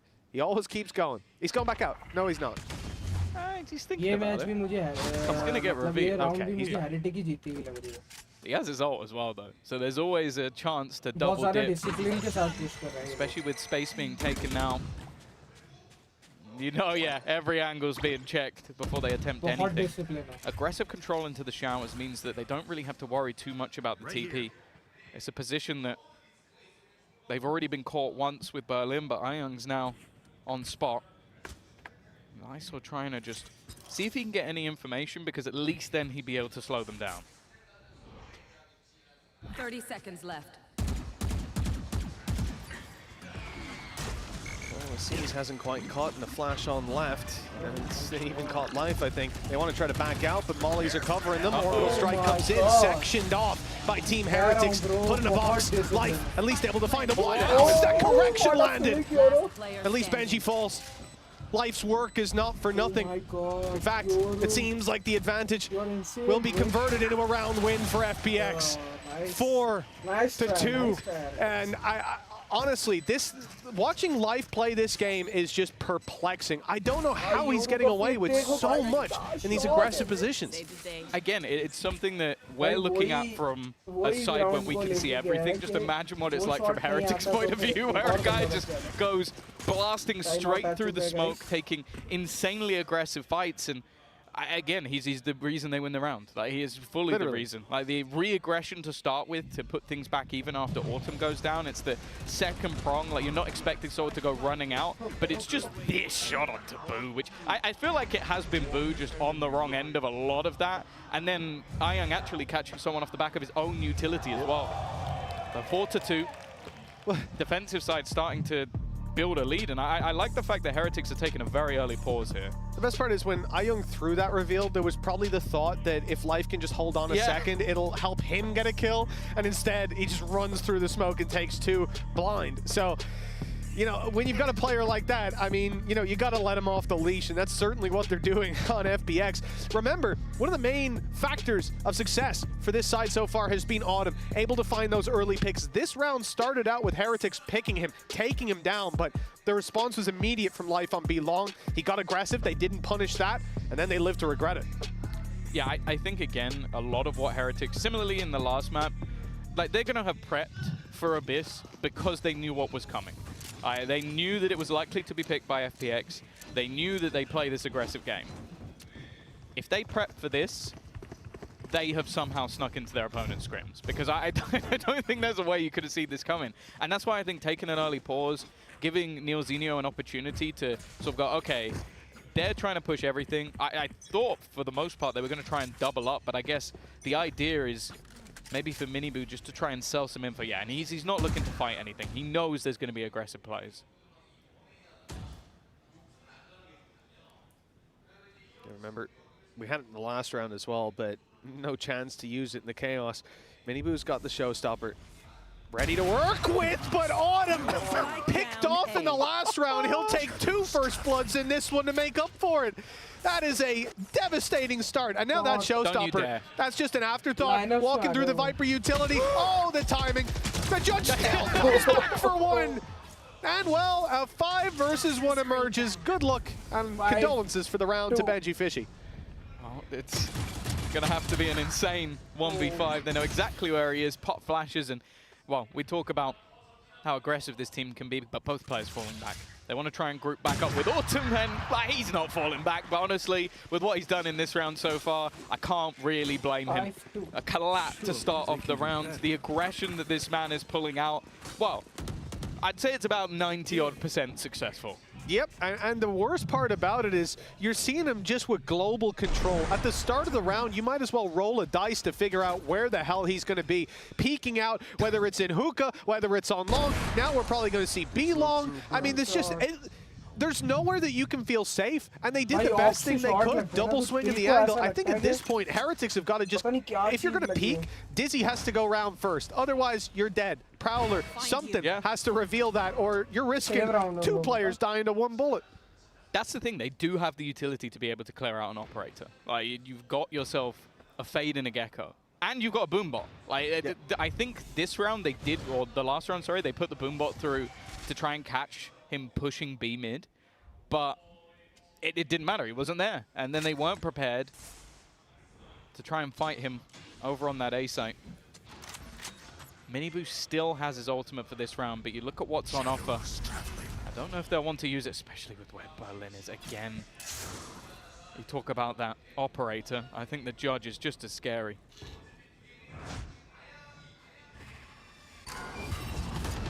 Especially in Berlin's hands with what we saw previously, and when you've got the Viper Util decaying you down. Here he is with a chance, but Woot's the one to shut him out. Now an opportunity for Heretics, even with the weaker weapons, if they can keep these trades up, and they're doing exactly that. 3 versus 2, and some weapons to be recovered with a plant coming in now. And Wingman online for the late round. Autumn's on the flank, the long way around with Lysor inside that smoke in spawn. It's going to be a tough split. They have to win their individual fights. Is he going to get revealed? I don't think he was. The Wingman didn't quite reach. Boo has gone looking, but hasn't seen anything back towards home. If he goes to swing this again, he's going to be met with either a headhunter or an operator. In fact, he might not even check. It's going to be a free kill, but they've already managed to clear out Lysor. Around looking all but over, as him getting into some of these closer range positions is going to be impossible, and Rian's even there to close it out once again. A low purchase and a victory alongside it for Heretics, as they will get their 3rd onto the board. Yeah, a good start from Woot as well. The fact that he picks off Berlin before the damage can be done, I think he would have had a relatively easy time finding the first, and then, well, you're running through a Viper or close range against a judge. It's not going to be a very pretty scenario, but the reveal up top was timed perfectly to at least land them that opening. From there, the round cascades with the trades. FPX, though, it's little more than a bump in the road. 4 ultimates online, rifles still there with credits for the next. They have a chance to continue this fight. They had actually have a three-man setup ready and waiting. Immediately getting Nice rid shot. of the thrash, and Wow. Life just keeps going. 2 kills already. Boo tagged up a bit, but he's lost some health himself. Not going to overface this. I feel like they were so ready for them to try and use the thrash. They literally put a firing squad to deny it, and then took 2 kills. Well, that's it. As soon as the thrash is used, you know they're all going to be funneling through that choke point. Oh my god! But Life, time and time again, just surprising us with the individual skill. Berlin dropped in Life low, but the trade is quick from Young. It's been so clean on these ranged fights, with Heretics sent back the other direction, moving towards Bathroom 2 versus 4. And again, look at the push-up as well. Like, they don't have to worry about B just because of where Autumn is. Like, he's so far up at this stage that unless they're going to go through the spawn, and even still, if they don't step or hear them, Young perfectly placed, but loses the battle. Nice Still, though, it allows 2 players to be here, but you have to bear in mind how low Life currently is. Autumn spot allowed to keep B long control now, though he's abandoned that trap to move for the flank. Lysor does well, landing that one, but Benji's got some fight left in him. 50 HP, and the shot through the box. I think he saw his leg. Saw the leg. He must have seen it his wasn't leg. a game of battleships, no. He had a radar this time. 6-3, though. FPX find the round in extraordinary fashion. Yeah, it always seems to come down to these late round clutch scenarios, but hey, you put Autumn in those positions and he's going to win it. I think good work as well from Benji to at least make this one look competitive, because I feel like all the way through they had so much space, so much of the read on that defensive side, but yeah, from Benji's POV, it looked crazy. From his POV, maybe not so much. Yeah. I'd be more surprised if he missed. I'd be surprised if he misses any of his shots from what I've seen so far. Even the collapse landing. Autumn's been very impressive. This chamber's working out. The disruptive play has put Heretics on the back foot a number of times. This time, Lurk sent out by Benji towards A. Pressure applied on B. They'll claim the orb and look for some space. Weaker weapons in part. Woot on a classic. Sheriff's in play for Boo and Benji. It's the rifles on Mini Boo and Rienz that have to do the heavy lifting, and instead... Oh, okay. There's one missed shot. It's remarkable. Now, if anyone peeks him here, I'm not sure they'll be quite as lucky. It is got to be a little bit more careful. No get out of jail free card this time. I think he was a bit lucky that the player he faced off against was the player that only had a classic. Otherwise, that could have got dangerous. Again, still no escape, and while he is going to be connected on by every single PC utility, Miniboo has managed to catch one, but there is an immediate swing and counter. It was an ult or 2 invested by the side of Heretics, but you wouldn't think it. No, you really wouldn't. I mean, the decay that came in, though, from, I believe it was Young dropping the Nightfall. Yeah. Putting them in a position Well, where everyone was low up. Miniboo. It was both. Yeah, but Miniboo and Co were down to like 1 HP, and you saw everyone on the side of FPX just spraying at the bodies here. Nice and easy. It was 1 bullet to take him down, 1 for the player in the smoke, and then a headshot for Woot. Didn't quite matter either way. 7-3. A big lead now in the books for FPX, and the half isn't over yet. As said, that every single time we've seen them play, even going back to G2 at Masters, they won their attack. They are not winning their attack, so they've already broken what has been a running streak for the side of Heretics. Finally, they managed to shut out Autumn, but he's not alone. There are more players there, one lurking within the poison orb, but it's only going to be the 1-for-1. Berlin, he's revealed his position as well. And although there is a player looking to come in from behind, Heretics this time are going to get the afterplant with an advantage. Ooh, style points for that one. Nice clear with the trade potential. Yeah, Heretics advantage to play with. Got it locked in. But last time that we saw Autumn picked off, it was Life to step up for a massive round. We'll see if it's going to be the same here. The flash to support the initial push through. He's gone around the long way, fighting it for control over Lamps, and he's found it. At least to begin. Things are going well. No flashes left, though. Leaves the dry peaks in Berlin with a 1 versus 2 after his initial. Already starting the defuse, looking to get it half, but Molly comes in. Smoke soon to fade as well. He's peeking out on the side of it, but they know he's not defusing. And there's no need for them to swing, although Rienz obliges eventually. There's another round on the board for the attacking side. No matter what, they won't be keeping their streak of winning their attack, but there's at least a chance to make it close. Yeah, and there are definitely arguments that like running a chamber is going to be a lot easier on that defense. We'll see how it's utilized by Autumn in the next half, but I do think it's important for Heretics to get this final round. Otherwise, a pistol could put them in a pretty awkward spot going into the next half. I really like the post plants though from Heretics. Once they're able to get there, they've looked really good. Like they're able to have the really late mollies coming in from Boo, just happy to sit back while everybody else is disruptive. The problem though has been getting there. And well, they have a showstopper and then a Viper's Pit. So if they do get there, I think it could be ropes for FPX. Yeah, it'll be very tough to get back into a site like that with a pit down, and it might be tough to keep them out with the showstopper. Boo bypass that utility. The Seas has actually caught Young. He could be in a lot of trouble here with Miniboo going up and over. The shot doesn't land from the showstopper, nor does it from the rifle. Young still picking on the site, moving back to clear Boo, who luckily wins the fight. Some breath still for Team Heretics, and the flash in. Life is going for another big play, but only the one to be found. That keeps things even.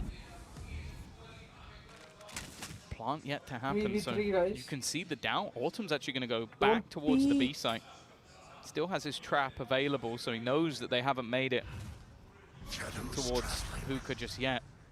And actually, just this patience from the side of Heretics has at least made the defense slightly weaker.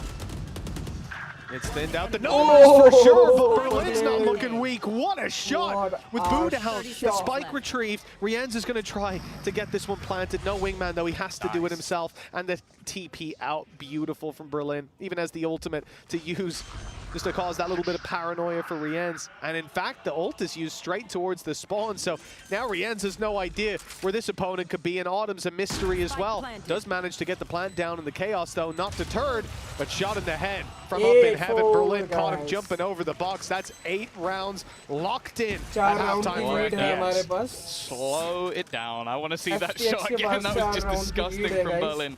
A fantastic round from him individually and a fantastic half from FPX. As said, even if when Vitality were able to beat Heretics on this map, it came down to a poorer defense for the side of Heretics. They were not able to beat them on their attack. Well, that's exactly what FPX have done. They've managed to quell them, and well, thank you for the replay. Absolutely gorgeous stuff. Well, Tom, okay, good. That's our first half, 8-4 for FPX. Now, it's time to give them a little break between the half. We're about to jump off, but we'll be back with half number 2 very soon.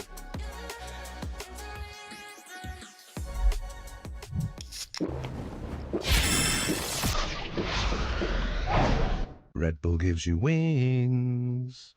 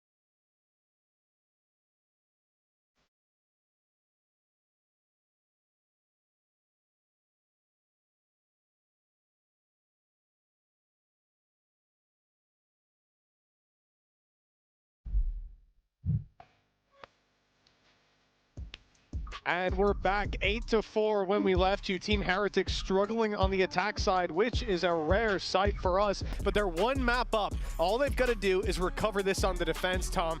But this composition from FPX, yes, we'll talk about the chamber defensively and how strong it can be. We saw it, right? Autumn's opening picks from posting up and TPing out. It will be harder to make that work here on the attack. For sure, but I think that's where you're now going to look to players like Life to sort of, well, I don't want to say pick up the slack like he was performing badly. He was very good at the first. But that's where you kind of look to him. And as I said, for Heretics, this probably has been their weaker of the two sides. So it's also going to be their own fundamentals. Can they turn this back? I think with both Woot and Miniboo being a little bit quieter, looking for a bit more from Rienz after his first match performance, a pistol definitely wouldn't go amiss. Yeah, you know, it's not even that they're being quiet, it's that their opponents are being so loud. They're just drowning them out. Like, so many of these fights, they just can't get anything done in because, to be honest, it's tough to play against FPX from what I'm seeing here. This is just a chaotic squad that will put you on the back foot. They're doing something you're not used to.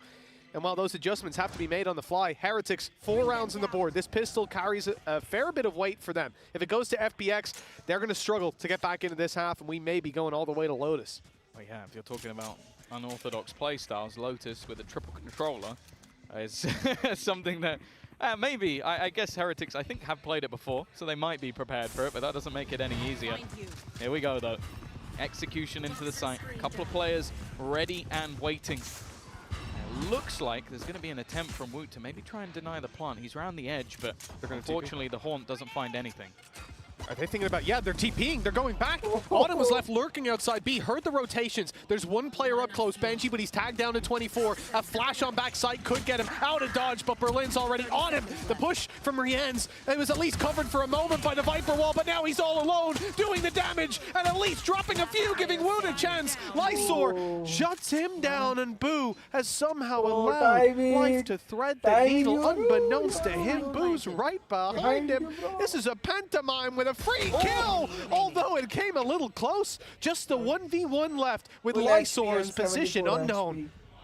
Oh, he's right above as well. Just looking for that fight for the fourth. A fantastic pistol round from him, and as said, it would have been a welcome gift for the side of Heretics to be able to take that over the line.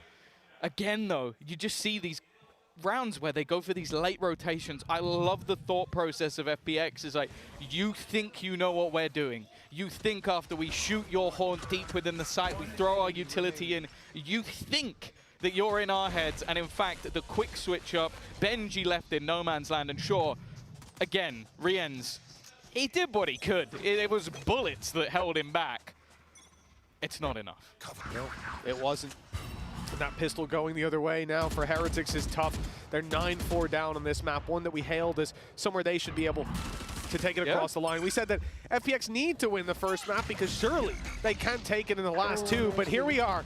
Rienz dropped to start this one off, and it's only pistols for Heretics. No big investment. They're saving their cash for the next, but a 10-4 lead. If that's where we end up with potential economic benefits there for the attackers as well, this will be a very tough position to climb back from. And the way they're pushing and pulling so far, pistol was fantastic, and look what they've done here. Fake on A, move back to B, and then rotate back to the A side. It's wide open. As you said, though, like looking at this map on paper, like this was a map that, okay, they lost the last time, 14-12 in overtime to Vitality, a team that needed to win to qualify for Champions, whereas Heretics were basically already qualified because of the points that they have. So, and we were talking about burnout and all these excuses. We had so many different things when it came to Heretics as to why they didn't win that match. Maybe, in many cases, not giving Vitality the credit they deserve. Even still, that was a 14-12 loss. Right now, FPX, you remove all of those excuses from Heretics. They got a bit of a break. Okay, I'm not going to pretend like it's a massive one, but the same break that FPX got. And right now, on Bind, they are putting themselves into a considerable lead.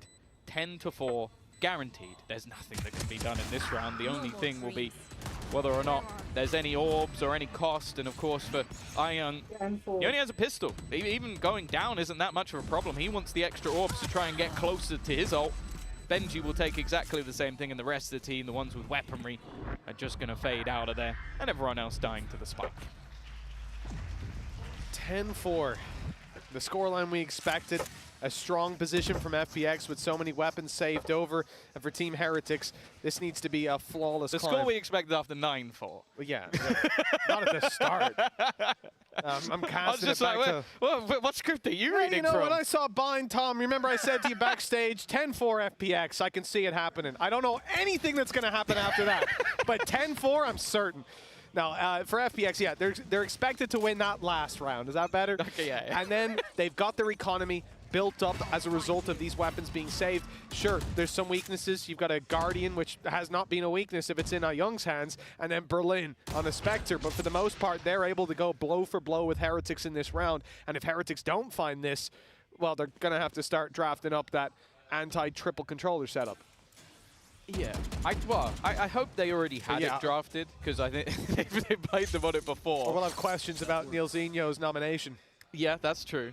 That's true. No, well deserved his coach in EMEA has been fantastic throughout the year, but it's safe to say that this matchup, even last time they played, as I said, they won 17-15 to beat this squad. Ended up making a run to the final and played the other team who beat FPX. I think they've been, as I said, clinically underrated.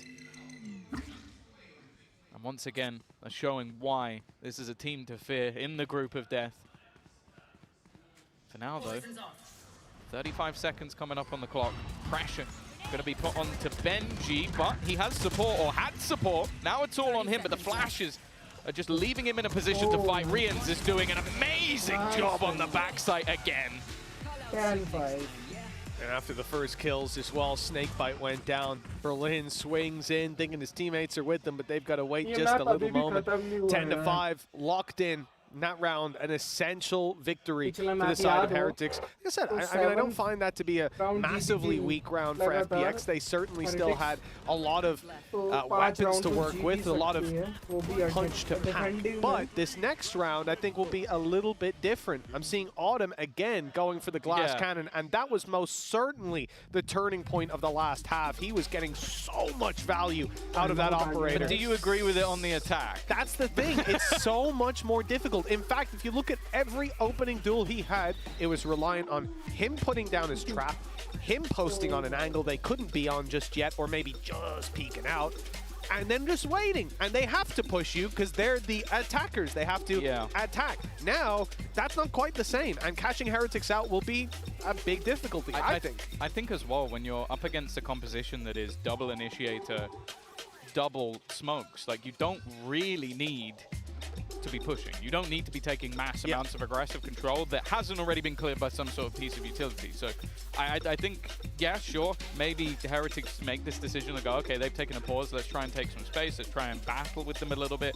But when you have yourself all of that utility, all the finances behind you and Thrash, if you're doing that without any utility behind it, then you deserve to get killed by Autumn. Yeah, exactly. Well, they can also see the credits, and at this point, you know that there's a chance Autumn does that same after the last shenanigans. Yeah. The last time you looked and went, nah, he probably won't go for the op. He couldn't get shields. And then collateral. Well, 10-5 we go. FPX still up well above their opponents. Miniboo getting confident, getting aggressive, and getting shut down early on. FPX have found an easy opening duel. You talked about no need to push, Tom. Well, it looks like Heretics missed the memo.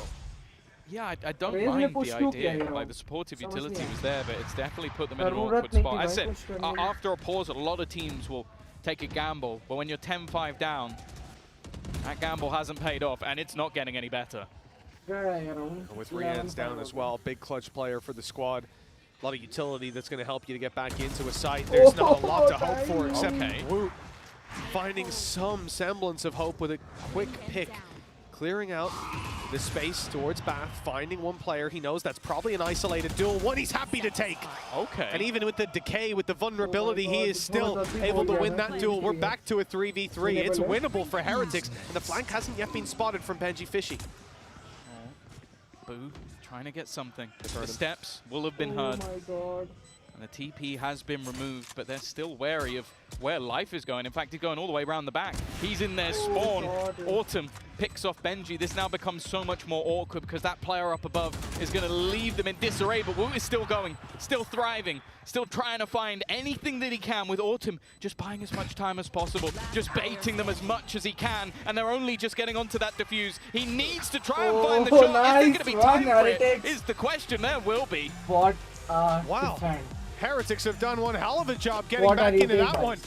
I think Autumn going out with the classic. He thought he could buy a little bit of time, but they were swinging wide looking for the fight. This squad started it out with confidence, getting aggressive, and it didn't work out, but the recovery is there. Now they're sat with rifles, they're sat with Thrash, and this puts FPX in a really rough spot with barely anything to work with. And Woot's the man that pulls them out of this abyss that they were in. The fact that they're not only able to find the first, but he goes back to Bath, takes a fight inside a Snakebite against a player who knows he's there, and still wins it. I think also just the confidence he had in Boo, because if he lets go, this becomes a much closer round. Like, you hear a second tap and life doesn't have to swing, but it forced him into a position where eventually there was a lot of time left on that clock. This time though, With Heretic slowly climbing. मैंने कहा है ना guys. Only going to be pistols. पिछले map में Sure, you got 7 that round headhunter लगातार जीती available. Heretics. They're going to clear वो ये control round to भी जीतेगी. collect up the orbs. ये They're putting it 10-10 onto होगा life, और which is उसके interesting बाद because he is not decide even होगा कि remotely कौन सी close team to his ult. अभी कुछ नहीं कह सकते but मैं FPX को अभी भी चाह रहा हूँ कि वो ये मैप जीते. I guess you want to farm it up early. क्योंकि FPX का मैप Strange, तो I Heretics guess. जीती है तो ये See मैप like a जीतना nightfall for पक्का next है. round, something like that, especially with the से death. बराबरी But करके. well, maybe they just know that Young's got a weapon that he can tap someone in the head with. He's probably going to get his ult off of it. Fair play. Got to have faith in your teammates. For Heretics, there are a few risks here playing up close, but there's always a second player doubled up on it. Miniboo and Woot as an example, but Woot's dropped right off rip. Miniboo, though, able to get it done. This is what we're talking about, having that second man to provide that cover to trade it out. They don't want to lose too many more players. Keeping the economy healthy early on is a big factor. And Spike's gone the other direction. Pressure's on for Benji. The problem is they haven't got as far forward as they probably would have liked. He's going to wait, almost play the bait, just hold on while they fight his teammates. It's all too easy for Benji. Oh, now for Lysor, if anything, he just needs to make sure he dies. Not wanting to just hold on to a pistol for the next round. He's going to go swinging. Already has the ult, so it's not even going to be for the orbs in the end. Heretics have brought this back into contention. 10-7. Not too far away now, and this is where you kind of expect for FPX to have more of a response. And again, ult dedication. You could have a nightfall for FPX right now, but I mean, a relatively big factor, honestly, in a round like this. 10-7, economy's on the line. Autumn's going in for another glass cannon. They're so willing to play without those shields. I mean, they rarely get to fire a bullet back at them, so I suppose it doesn't really matter. But 3 rounds in the difference. Heretics on the road to recovery. And the defensive side, well, a little bit of aggression to go down. Miniboo sends through the boom bot. It finds nothing. And on the back of it, I expected aggression. If it was life, you'd see aggression. But they backed off. Benji will be revealed, but he has support. And it's actually the spam through the orb that ends up taking down life. That's not the man you wanted to lose early on in this round. Because as said, like, you look at the other side, what have you now got? You've lost your Star Duelist. You have a double controller, single initiator, and a chamber. Like, this is not a space-taking composition if you lose the Yoru in the early stages of the round. And not just that, for the round that's in it, economy on the line. Heretics about to build up a massive lead in terms of eco if they can avoid losing too many. This is a round that FPX don't want to be pulling any punches, and losing one of their big entries is definitely going to hurt them. Benji not going for the orb. Could have been Viper's Pit online, but he knows that risk not worth it at all. Thrash sent in, and Berlin's already pushed way too far forward. Perfect timing from Rienz on the ultimate. The snake bite keeping them back, and as they attempt to fade through the orb, Rienz gets another blind through the smoke. The spike recovered by Lysor, soon to be gifted to Heretics by the looks of things, but the op comes in, the shot fired, lands nothing, and now they'll be much more cautious. In fact, the molly gets him. Oh, it's a disaster. 30 HP for Lysor. He's at least got 2, but 8 seconds left. Spike to be planted, players to be dropped, and even saving is impossible. Miniboo's got him sectioned in. God, a gorgeous interplay. That was the combination of the 2 players of Rienz and Benji. Like, just whether the orb was going up to just keep everybody low as they tried to run in. They also had the snake bite, the cover that was there when the ultimate was being used to make sure that they couldn't properly close him down. Like, it was just perfect from these 2. And okay, that was the only risk, was when Berlin got through, but Rienz was just about quick enough. And you can see, just combining their utility, working as a team. And again, I said Rienz had been a little bit quieter in that first half.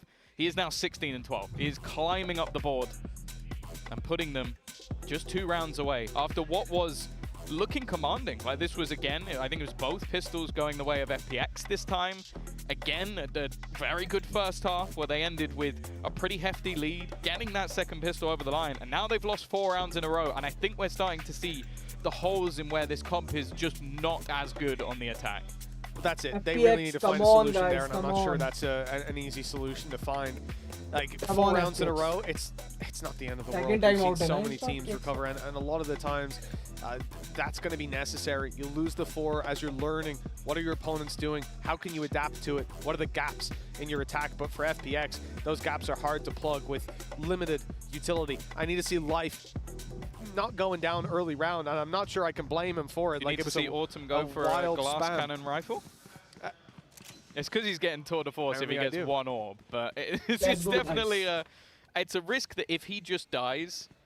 Okay, he sold it. I thought he was. I kind of. You got the golden gun, man. You go Headhunter alongside shields and then go for the orb. Well, then you get one kill. You've got a big gun, a big sniper. Makes a bit more sense. I'm not gonna lie. I kind of wanted him to do it. I didn't, so I'm quite happy with where we've ended up here. I'm rolling with the chaos. Chaos is where they've succeeded. Chaos is where they will win. Now they've got a few ults for this one. Iyoung. One Guardian, one Spectre, two Guardian, one I actually think this is over then for Heretics, to be honest. I don't care about Autumn's ultimate. It's Iyoung's Guardian. 3 headshots is a minimum. He might get 4. We'll see. Yeah, the only thing that will stop him is if it's through a wall. Yes. Then he'll only take down maybe one player. If Lysor uses a Viper's Pit while Iyoung has a Guardian, he's trolling. 1 you need to minute give him the left, long-range guys. angles. Let him just headshot. No, for real, at this point, Heretics A-site, feeling a bit of pressure. They're just going to fall back. They're going to concede the control. That could get Pit down for FPX and give them a real chance to fight for this round. He's spamming. Woot has somehow managed to dodge every single bullet. There goes that Viper's Pit, but with an immediate response. Both Nightfalls thrown in. Everything being placed into this round by both teams, but they have been able to buy quite a bit of time. Miniboo playing a game with Chicken. Berlin on the other side, and while Miniboo comes out on top, they now have to deal with this man. He goes for a little bit more. They've also lost the Pit. This is a bigger problem now. Life has at least been able to recover one, but it's left onto Iyoung, and there's a counter Pit in play. He has to make a play into it, and they're watching for this. They're ready for this, but he managed to bypass them. It didn't matter in the end. Benji was waiting, holding that line. And now the difference down to just 1. And as I said, Mitch, they committed quite a lot into that round. Well, yeah, they committed a hell of a lot. Getting themselves in, counter Nightfall, Pit, that then got counter-pitted as well. I mean, this was big investment from FPX. And then we look at this round as well. The fact that their economy was put in. The next round we'll see light shields and rifles for them as well. How Miniboo gets the second, I don't know. And a quick trade from Rienz drops the Pit. At that point, the round is lost. I think that's the defining fight.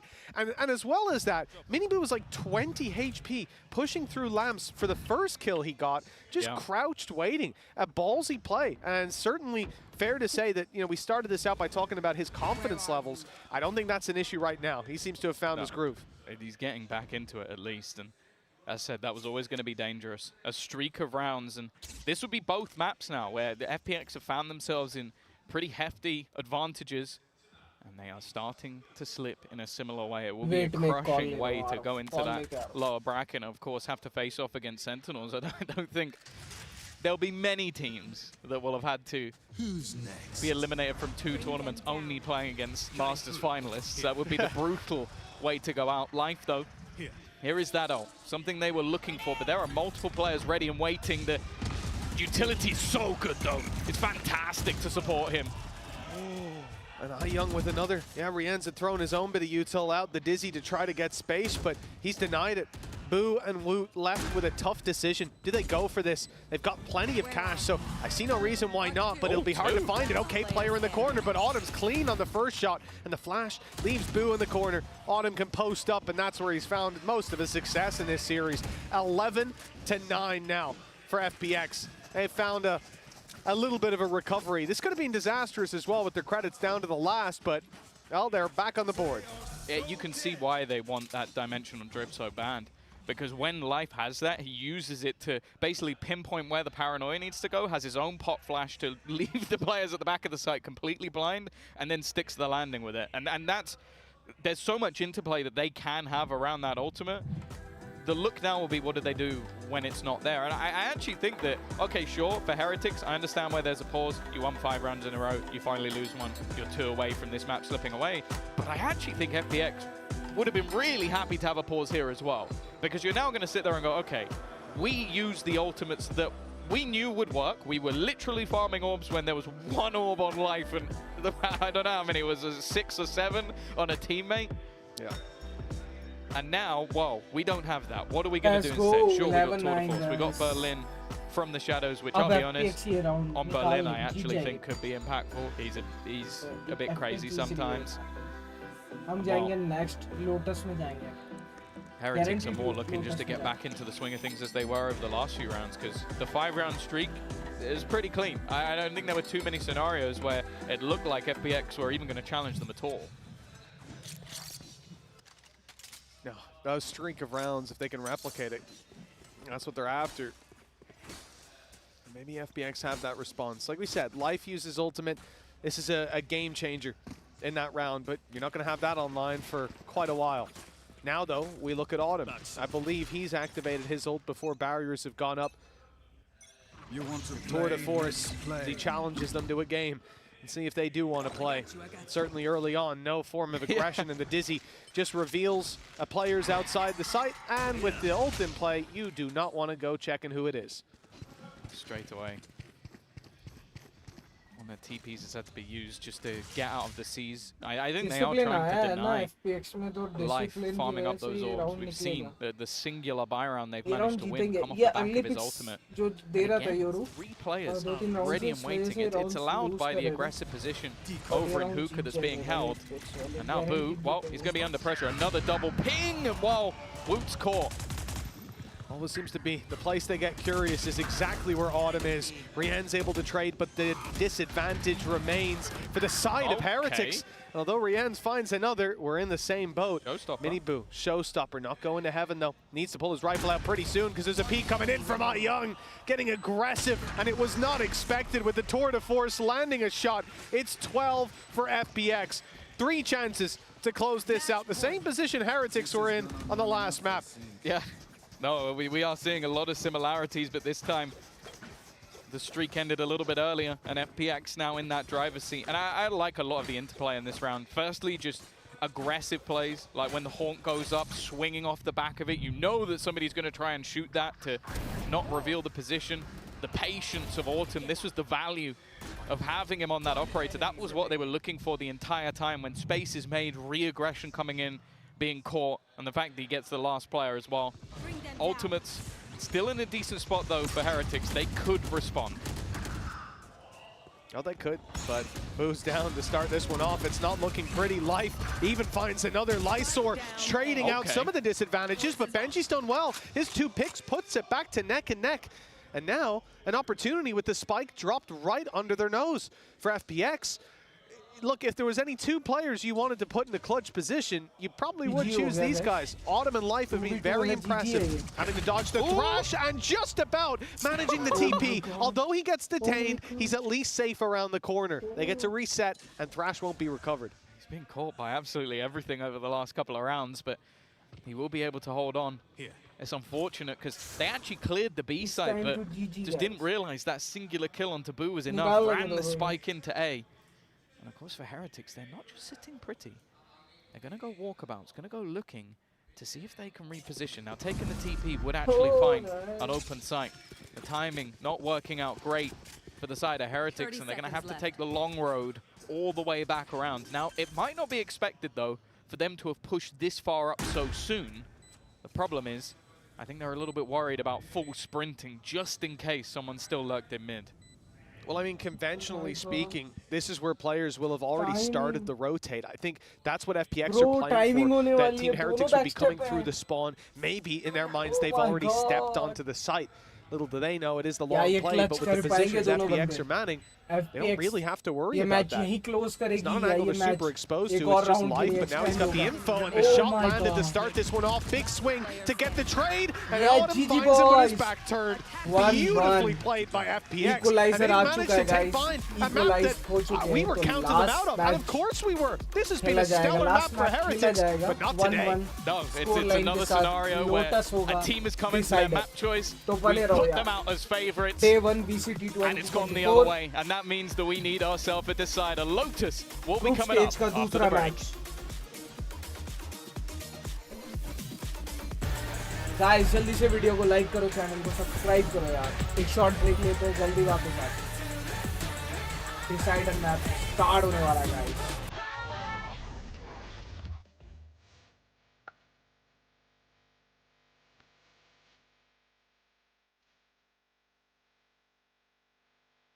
Cover me, cover me, cover me. It's not defeat that defines you. It's how you bounce back. Reach your impossible. Lenovo Legion.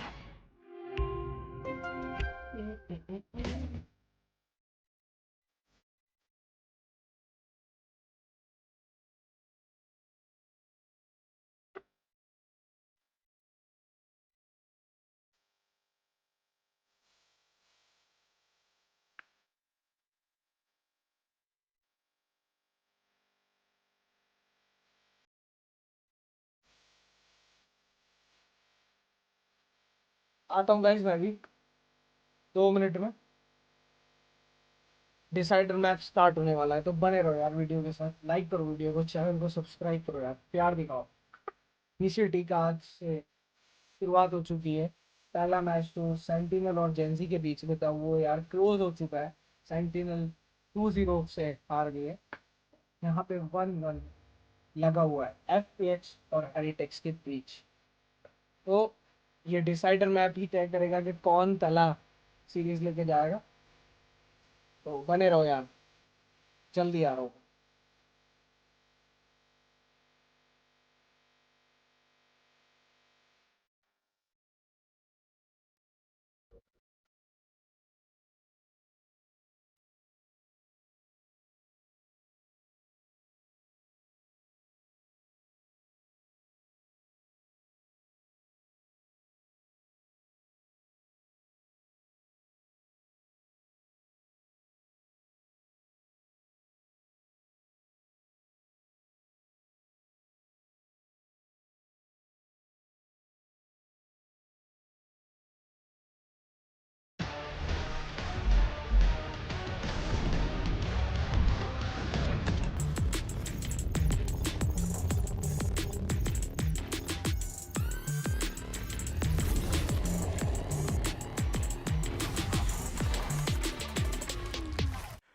Hello, I'm joined by Benji, Fishy, and Autumn, and today we are going to be playing Agree to Disagree. It's fairly simple. They've got some, well, I guess, cards, and basically I'm going to ask them a statement, and they have to tell me if they agree or disagree. Very straightforward. We're going to be starting off talking about our newest map. Abyss is the funniest map created so far.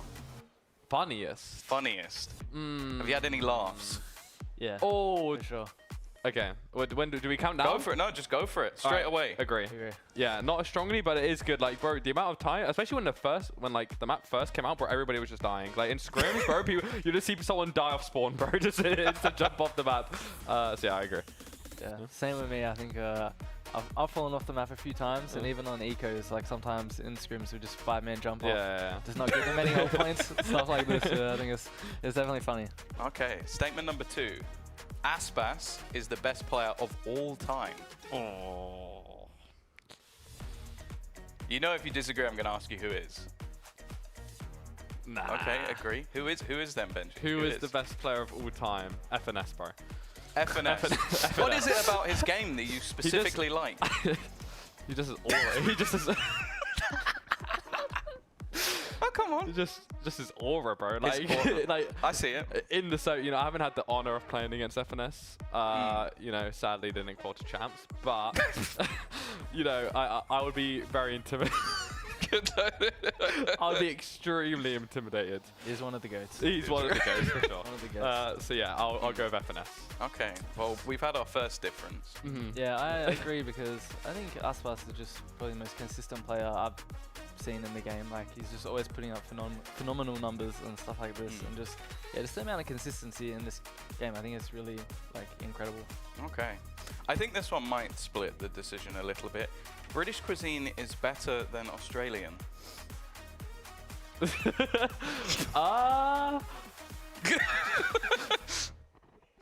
Wait, British is better? It is better, yes. What is Australian food though? Yeah, I'm just gonna say there's not really that. What many is Australian? What's a typical Australian shepherd pie? A shepherd's pie. Pie. That is also that's English as well, bro.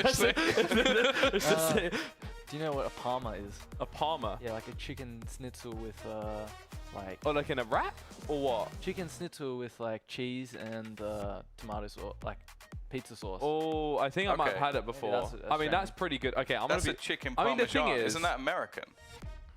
Maybe. I mean, like, Australian cuisine's not really a thing, but that's the thing. Neither is like, I mean, you've got some English stuff, but like, I see Australia as just like a hotter England, to be honest. Okay. That's where I see it. I'm gonna go disagree because you know, I'm British. I'm not a huge fan of British food.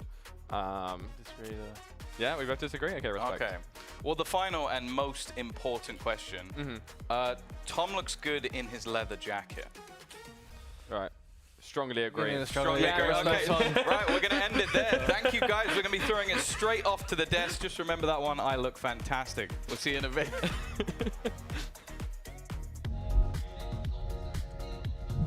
Welcome back, everyone, as FPX forces a map 3 taking Bind, which we all thought was basically all done and dusted. But that goes to show you when it's Champions time, I mean, anything is possible here. And they even did it with a composition that was fascinating, to say the least. Inexplicable Yeah. is the way I would call that one. Because they came out and, I'm gonna be real, I didn't see the vision fully with this composition. I'm still not sure if I did. But I don't know if they're... I think Team Heretics in a lot of these rounds overcomplicated things a little bit. They kept on trying to go for these slow rounds, and they kept on contacting into players, just holding angles. It was Life holding aggressive on short. It was the Chamber and Showers. In so many of these rounds, these same early opportunities were being given away, and it was giving FPX advantages constantly. Yeah, for what it's worth, I think FPX had a decent game plan coming into this where they're like, we're just going to kind of play around their utility a little bit, like some of their smokes and the Viper walls and things like that. We're just going to find ways to just hide in corners, hide in angles they're not expecting, surprise the heck out of them, and just knock them down. The rounds where Heretics found some success was like on these heavy execute rounds where they were able to really put together these successful, you know, snowballs into a site, just take over the round, and then their post plan is just way better because they have a lot more mollies and things to work with. So there were those opportunities, but like you were saying, they just kept contacting into players and dying. But I think this is the classic FPX, where they play a comp that isn't optimal, that doesn't have like the perfect idea behind it always, but they just execute on things solidly. They play off each other really well. They have some insane individuals. I mean, the amount of just rounds won on mechanics this map was so impressive. Like, these are good players that play well as a team, and they'll really catch you off guard, as we saw here on Bind. Yeah, they were able to pick up the dub, but of course, it's time for our Verizon high-speed moment. We're going to give this one to Benji Fishy for his 3K in round 4, even though, you know, the Heretics boys weren't able to walk away with the dub. I mean, still, you know, you get a couple people walking in through the teleporter, you're like, oh, hello. He just caught 1, 2, and on top of that, he was about to get gobbled up by the Fade util too. So that was great. And just another day of Benji Fishy doing something ridiculous and just shrugging it off. I've been casting him for a while. He does that quite a bit. Yeah, I mean, honestly, even with the situation that, you know, Heretics find themselves in here, you know, going down on Bind, when we thought that that could have been a given for them, now we shift our focus here, map 3 to Lotus. And what I'm excited about is we're about to get some zoom, you know, about to get some neon up on the server, you know? This should be really interesting. I mean, a map that FPX beat Heretics on at Shanghai, again, different, you know, players, different lineups, that kind of thing. But there is some experience here for the side of FPX as well, going up against good Neons. They beat RB, who was playing for Titan Esports over in China. They were able to best him on Lotus. Lotus is a good map for FPX, and Heretics is actually changing it up completely. No Neon. Wow. So this is just the default comp. They're familiar with it. Everyone has played this one before, but that is really surprising. This will be 3 maps now without Miniboo playing the Neon that defined Stage 2, and I think defined Miniboo as a player. But let's talk about this FPX comp. Triple controller. It's a really weird one, but on their attacking side, it gives them a lot of tools to break up the map and scale into very small pieces at a time. Taking A, they're never going to go for the super early fight, but they'll Astra smoke one early close spot, then they'll Omen smoke deeper, and they'll have all these layers to segment and give themselves advantageous duels, and it's super disruptive because you're never in scrims in Europe playing against a team who has a comp like this. It's cool ideas, and FPX does it well. They're testing your discipline. They're testing your util, and if you are going to be able to hold on to it long enough to wait for those actual executes. Yeah, well, you couldn't have asked for a better way to kick off day 1 of Champions Soul. We're going to map 3. It's Lotus. Let's find out who walks away with the dub. We're going to send it back over to Mitch and Tom for the call. Thank you very much, GB. Yeah, listen, a 3-mapper between these two teams, I would have said it's likely at the start of this series, but after seeing Abyss, I wasn't so sure. Did they sit down at the wrong computers? Maybe. Why is Wu on Omen? Why is Boo on Fade? Like, they've switched, but they brought in some of the same agents and then just sat down at the other computer. Rians is also switching to the Viper. Like, again, this is something completely different to what we're normally seeing. They're bringing in that double controller, which I don't mind. I can only assume it's because Woot's going to look to be that little bit more aggressive. Although saying that, Rians is the one that's pushing up.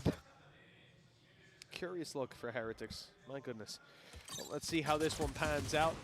Haven't seen Boo on the Fade in quite a while. In fact, doesn't even have that many games on it in total. Autumn has gone down right away. A few assists coming in. The Fade alongside the decay from the Viper wall. And they're looking to push right in towards Heretics' position. Boo, well, he has a tracer, a rough idea of where those players are, but he can't land the shots. Luckily, the rest of the squad is there to cover all bases. A flawless start to this one, 1-0 for Heretics. Oh my god, oh my god. But the thing is, winning both pistols has been the defining point of the map so far. Like, they've been both incredibly close. Okay, one of them went to OT, so I guess the pistols maybe weren't the most clinical thing in the world, but it could have meant that that first map went the way of FPX. And getting off to a good start here for the side of Heretics is going to be so important. I'm excited to see some of these role switches. As said, like, there's opportunities to see Woot get more aggressive. Like, a lot of the time, you're going to see that lockdown of the A site with a triple push up and then leaving that Omen behind. We saw players who used to be duelists and stuff do it in the past, but Woot has sort of played every role. I can't think back to him playing Sentinel, but anything other than that, he's pretty much in the book. You can almost say the same for the good old Boo. Yeah. Over the years, he's done whatever needs to be done. For Heretics, 1-0 to start this one out, and FPX just play the classics. A very light buy for them in this round, and Heretics will be sitting back, letting them run about the map and do as they please. No control over Rubble, which is a big part of having to catch myself. A big part of Boo's gameplay is what I'd normally say, but he's not going to be doing that this time around. We heard from Alfier at the end of stage 2 that he's very bored of playing the same role again and again, and he wants to play everything. But Boo got Controller of the Year in EMEA, right? He got Controller. Yeah, that's true. Oh, I'm going for Initiator now, lads. I'm going for the Initiator of Champions. Because why bother? Why bother playing the Controller anymore when you've already completed it? Yeah, completed it, mate. Oh. Got 100%. This round should be very little. Any extra kills would be nice for FPX, and not an awful start. Managing to get those trades. Now, we haven't really talked about it as much, but the thing I love about this attack side triple controller is it means they can actually use that Viper screen for space into the B site. For Woot, he's going to be on cleanup crew. Now, any extra cost here would be a weapon dropped. They've only lost pistols so far. 2-0. And Aya has a chance, but Woot's a little too quick. He was just the same, finding the second shot onto life, and well, with those connections, that is a 2-0 start. FPX, though, doing some damage. At the end of the day, the main heavy hitters are carried over. Well, this is the thing, though. I want you to keep an eye on where that Viper screen is going for the attack, because normally it's going to be used a lot of the time for A control. You're going to use it to try and sell a bit of a ruse, but most of the time, Autumn is going to be playing different ways to cross into the B side. So he's going to make it so that he can sort of section off parts of the door, so they can isolate in by going through the broken door, and then also it sections off heaven at the same time. So it makes things quite awkward for B-site defenders, and also means that you can basically go in, and if you go from mid, you can fight a singular angle. It's quite a nice Viper screen, but one that you can't normally allow, and something they shouldn't have allowed is Miniboo doing that. Well, you think that when you commit life to holding an angle, that'll be enough, but Miniboo's off to a flyer. Started the first, rifles for the most part. On the side of Team Heretics, not that many weaknesses. Odin bought up by FPX, trying to spam down early on A, but it's converted out now for the rifle. Oh, and it's converted back, and it's converted back again. They're juggling all the way to the spawn, and it's going to be chucked away. So just the rifles carried forward. And Autumn doing work with them already. That's Boo dropped the A site, weakened a little bit, but there's still a defender here. Benji's still around as well. Rotation already coming in from Rian, so they bolstered this A site defense, and with 3 players already committed to tree, this could be a problem. They haven't managed to get out of this spot, but Woot's going to give them the fight. In fact, Rian swings with it, and both players are dropped. Yeah, the call was clearly made to face them together. Can't quite account for those shots landing. FPX now only facing off against a weaker weapon in the form of Benji and Miniboo, who has hit a few nice shots. We'll see if he can find a bit more. He's gone down the rope. He's on the site, round the corner. They're not expecting it. The angle's open. He finds his one. Nade thrown, but he has a player around the backside. It's Aya on his way, and Ayung is not even needed, really. The kill was going to go either way, Autumn or himself.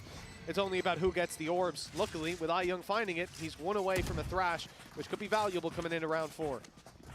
Yeah, I think they did well with just the slow pace. Like, the weaponry really wasn't that weak in this round for Heretics, but the double swing, just being patient around the angle, and actually a little bit disjointed. That was the bigger problem. Like, Lysor is the one that gets both kills, because I think Rian's is just a little bit late on the swing, and that's enough for a double kill to come through for the Omen player. Another one who likes to switch things up away from Sentinel and plenty of other roles. And this early fight, well, fair enough, Wu. I guess you can just play a duelist initiator and everything in between. Yeah, a man of many talents, that's for sure. A jack of all trades and a master of most as well. The Odin spray from Boo. It's stylish. I like it. A little bit of damage already, but Miniboo goes out to see if they're still there. Well, the info is at least found. Unfortunately, the advantage is lost in the meantime. Woot! Oh my goodness! 16 HP left on Berlin. 35, in fact, bit of decay in play. He's not going to be too healthy in any future fights. Thrash leading the way. B site to be cleared. I don't think it's going to find any connections. It will be recovered, though, for the post plant. Again, you can see those smokes already put into play. Viper screen could delay even further. That's going to be the problem of getting in on this retake, is you almost have to disrespect some of the utility that is on the FPX side, otherwise you're just never going to get a moment. Paranoia is still available for Woot. Does he use it? That's the real problem. Yeah, he does, but he doesn't catch Lysor. It was used too shallow. Omen versus Thrash, yeah, it's just now back online. So the chances of this round going the way of Heretics next to none, with Rien's desperately trying to escape but running straight into the waiting hands of Autumn. That is a nice equalization, and for FPX, the ball is most certainly rolling on this attack. Yeah, getting the hang of things. And again, we've seen this where a lot of the time the team that gets off to a good start is going to eventually slow down a little bit. OT में जाने के बाद 4-5 round लगातार OT जाता है, मतलब वापस से I like that we're seeing a lot of the early fights actually be taken by the Omens. Like, again, you're playing a double controller, so it's not nearly as bad as your solo smoker going down. In fact, if you're FPX, you have 2 more. And both of them managed to catch fights on elevated duels. Again, 36 rounds का match देखे हम OT में. Maybe expecting a little bit more resistance, but it's much more passive. The weaponry is not ideal, but if they can delay, there is a flank coming, and you have to take into consideration there is no Sentinel online for FPX. Young's lost half his HP through a spam through the door with the Sheriffs. And a push up from C. Lots of information. Yeah, I think FPX definitely expected a bit more aggression from Heretics. Remember, last round they took the space very quickly, sending life out into the open, but there was a player up top above their smoke, destroying their flash and taking a free kill on a player in the air. Now, they're much more cautious of that early aggression. Dizzy to be thrown through. Nobody caught by it. So in goes the wingman for the plant. Almost undeniable, but a potential reveal with the swings out. They hope they can convert a couple of kills, but they are kept in position, whether it be by bullets or utility. There's not much to be done on the side of Team Heretics. Just Woot and Benji left to try and clutch it all. 2 versus 5. The best they can hope for is damage. One more round, FPX. Yeah, either that or to go down to the spike. A couple of ultimates getting relatively close. Nice shot from Benji. We know how dangerous he is with this Sheriff. Looking for a little bit more. 3 kills already. Another one comes up for Wu as well. It's now somehow left on to just Berlin. This round was looking all but done. He's been revealed. They know where he is as well. And already sending utility, but it hasn't connected. It doesn't even matter. 2 players survived. After what was every single man standing for FPX, somehow Benji and Wu pulled off a miracle. 2v5 with only Sheriffs. MasterCard Thrifty on the back of Benji Fishy walking in to tree alone with a pistol in his hand. This is absolutely outrageous. Swinging in for the next The first shot didn't hit. The correction was there. And I think he even headshot the other player through the wall, assisting on the kill. That is a Benji Fishy round, and immediately FPX call a timeout. That's not a round you can ever afford to lose. That might be the hardest they've ever hit the timeout button. That has got to be infuriating. And that's the thing, we talk about this with Benji.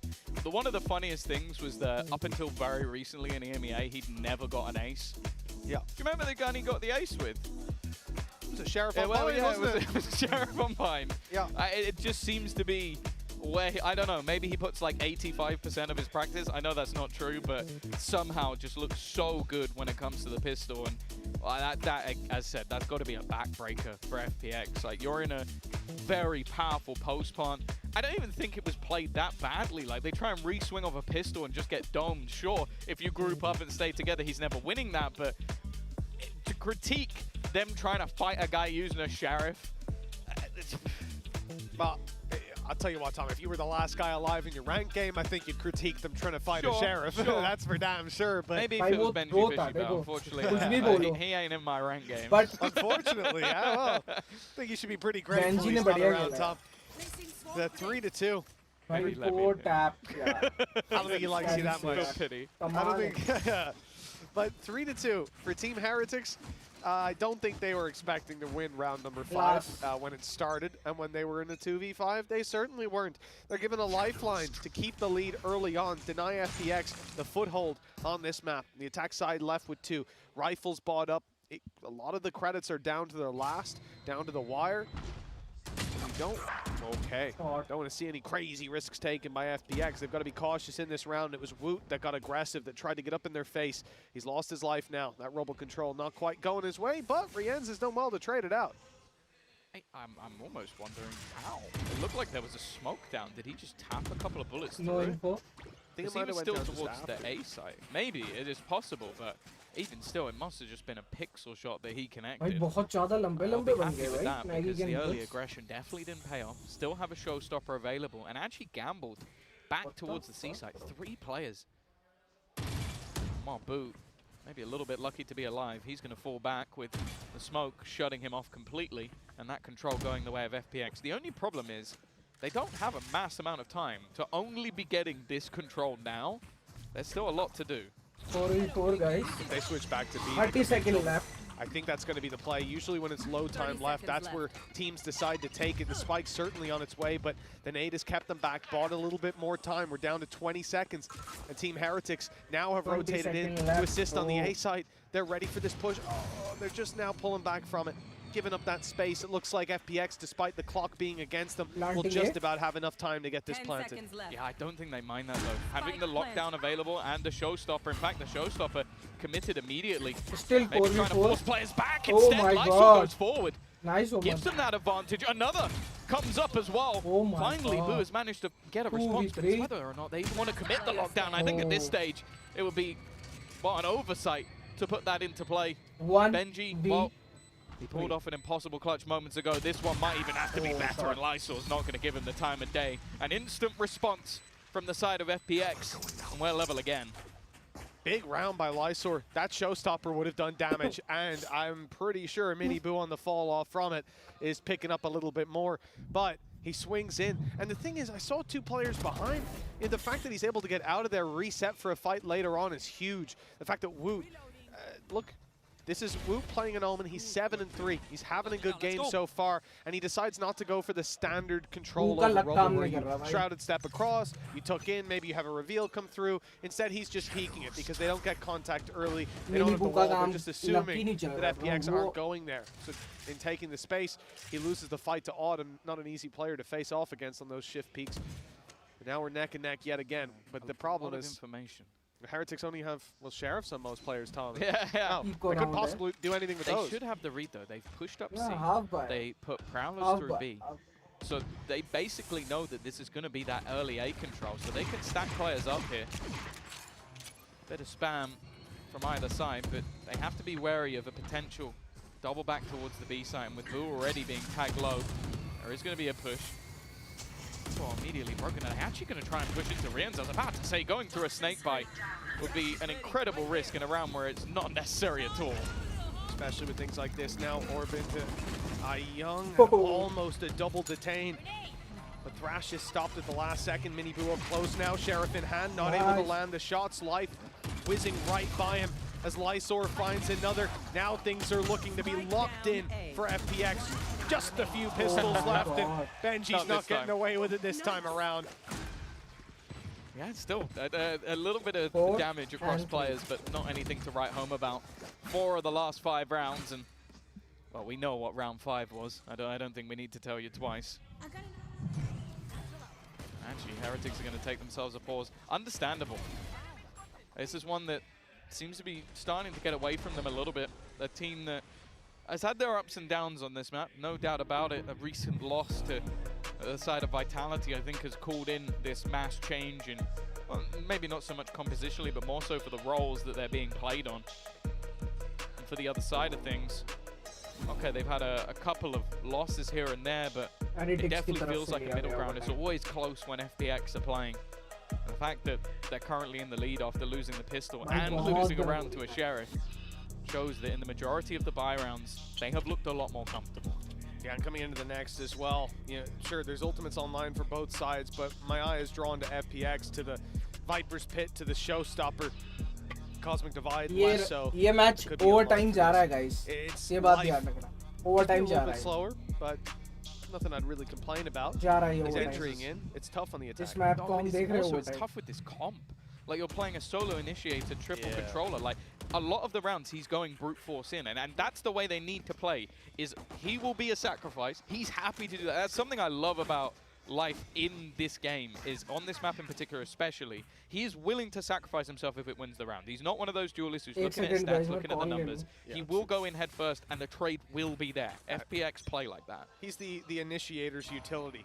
Yeah. Sky Dog just going through. He ain't going to get the kill, but as long as you do, who He cares? has a boom bot, and he is also a boom bot. He is a boom bot with wings a lot of the time. He's been having his Red Bull. Well, for FPX, 4-3. Strong position, like you said, having lost the pistol, having lost a huge clutch to 2 Sheriffs. A thrifty round. Now find themselves in the lead early on. Team Heretics have ultimates of their own. The lockdown for Benji Fishy leaves them with a much more passive hold of C. Not in terms of the utility. Alarm bot just there, revealing there's some players. But it's not like they want to hold on to this control with their lives when you have the lockdown. I think also just FPX hadn't gone C. They waited for that showstopper. The utility is Sublime, setting up Life perfectly, but the response from Boo is ridiculous. Opens the door in an oversight, it seems. No one aware of that flank. He might have used the Nightfall. I think that caught everybody, and then they just didn't hear the sound behind them. What a play from the IGL. As said, a role that we did see him play a bit last year, but as of recent, hasn't been on that initiator. 30 seconds left. Lysor's going to get a plant, but they are close by. Oh, they absolutely are. Lysor knows that, having already heard the Prowler go around the corner. Try to get himself a foothold inside of Tree. Here's his opportunity. That door's going to open. That's a 1v1. No, it's not. Okay. Yeah, Boo's playing it smart. If he opens the door, he gives him an avenue back into the game, back into the round. Instead, he's going to have to take down 3. Already 1 through the smoke, and the spams came close, but not close enough. There may be a hole in Miniboo's earphones, but he's still rocking and rolling with most of his HP. FPX not going to keep the lead for too much longer. We're now tied up again, neck and neck. Yeah, that was a huge play as well, because the thing is, we haven't seen FPX go towards the C site at all, and the initial entry was fantastic, the combination of utility, but then Boo just uses the Nightfall, and no one is aware that he's just going to open that door and go for the fight. Maybe they thought it was for delay, maybe they thought someone would come in from behind, but the way that he just opens the door and sprays them all down before any utility is put into place was absolutely perfect. Couldn't have timed it any better. Again, though, we now look at the response, because so far, Heretics have either won their rounds off hero plays, but actually just really off hero plays, or it's been the pistol. Early fight and early success for Miniboo. They tried to cross this one conventionally, and it's not even Woot's rumble control that matters. The quick one shot to the head. Team Heretics, 4 players early on A main, now start to fill in the rest of the space. Again, they're confident to play retakes on B or C with a lockdown in play. no worries really. You want to fight it? It looks like the B site retake will be necessary. Paranoia used. I expect Boo to fall back. I see him stood on the edge of that wall though, and I'm thinking maybe he's gonna go for a little nasty play. He's waiting for their aggression for sure. Viper's Pit used from the spawn. It gives them a little avenue back through actually. They'll get very close with a lockdown in play. The players are sent tumbling back in the other direction. They almost have to fight forward for the most part. Boo's ready for them to start with, and Lysor manages to make it out, but denying this defuse could be difficult. They're going to have to find a couple of picks. With the players sneaking in inside the pit, they could already be defusing, and someone needs to get on that to check that they aren't. Pit gets dropped, shots landed by Berlin, put them in a good position. With the wall down, Benji has the line of sight on iYoung and lands the shot to bring it across the line. That was a chaotic round, but I have to say, I like what Team Heretics were trying there. Yeah, I think the initial take from FPX is cool. It gets you into the afterplant, but just the ultimates that were available made it so difficult. Like, you had the lockdown to force them into an awkward position. The Viper's Pit meaning, okay, are you going to run through a Viper's Pit into a lockdown to try and destroy it? No, that makes it impossible. So the only place they could go was try and push into Boo, who was ready for it. And then it's just like, okay, even then you have that control. There is no line of sight onto the spike. There is no, you have to go running through a smoke or fight back in. And even still, Berlin made it close. Like, the fact that he gets 2 is impressive. Even still, Heretics have regained the lead. Economy for both teams is on the brink here. Like, you've already got Boo down to a Bulldog, and for the other side, a light shield or 2 just to pad the gap. They're the ones with the Viper's Pit in this round, and Boo, well, it's not long ago I remember him using a Nightfall to win them around. He's 1 away. You know, last round 4 players on A from Team Heretics. They used the C's alongside the nade to deny Robo control. They push up, taking the fight immediately on the players emerging from the spawn, deleting life. I think it was Miniboo that did that. This time, Miniboo's on the C site, pushed up on Rubble a moment ago, or on Mound, to find that little bit of control, spotting out that no one's there. It's got the rotations from Heretics focused entirely on this A site, and some players are defending the site. Benji is in an absolutely disgusting position. If they come through, I doubt they clear this corner. Oh, he's going to look for the timing, and it doesn't quite work out. At least gets a little bit of information. Now, the reason they've left this solo C site is, again, FPX have been there once, and they got killed from behind. So they haven't need to stack up on this side of the map. The late rotation, the orb going up is going to be a problem.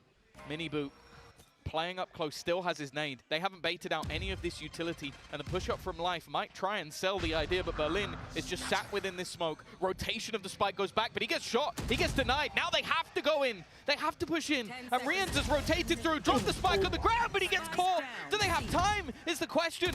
Running in onto the site. I think they've just about got this plant. It's going to be incredibly close and just on the nose. That's Viper's Pit to defend the plant as well. This was down to less than a second, but now the advantage is clearly in favor of FPX. Sure, some of these players are low, but everyone's going to be low on Heretics once they get near that spike. Right there. Utility. Luckily, Life was dropped and he had a nade. That would have been a death sentence, but Berlin putting up a fight. 29 HP. That's his 3rd kill of the round, and iYoung easily taking down Woot, jumping up above. Neck and neck yet again, and it seems to be very hard to separate these two teams. Well, yeah, that round came down to what, like half a second? Rians, I think if he swings a millisecond later, and you can't really blame him for it. Berlin winning a fight, running through a smoke with Miniboo waiting on the other side, and then killing the second guy. This was his round. And, well, a little bit of luck it seems at the end, but that was just so to the wire. And as I said, you understand why Heretics only left a player there. There hasn't been any successful C takes, and there's only been one prior to that round. It's absurd because normally you see, the C site is a pretty hefty part of a lot of teams' game, a lot of executions, especially when you have a raise. But for FPX so far, it hasn't been a big part of the game plan. 5-5, and as I said, the economy was on the brink last round, and it stinks for Heretics in this round. Yeah. I mean, a couple of sheriffs, a Bucky brought out by Benji Fishy.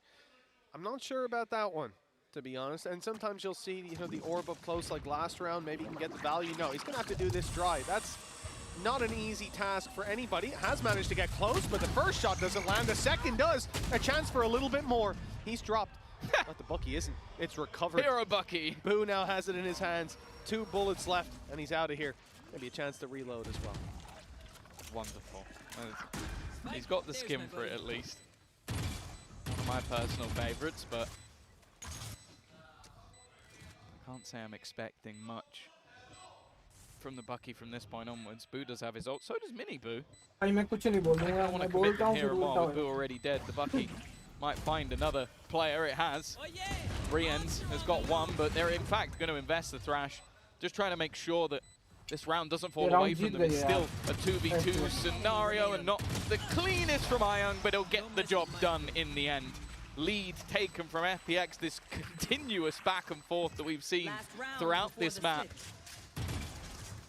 Come on. We now look at Heretics to see if they can respond and even things up. I feel like that's sort of where it should go. Well, with how things have gone so far, yeah, let's carry it out to the end of the half.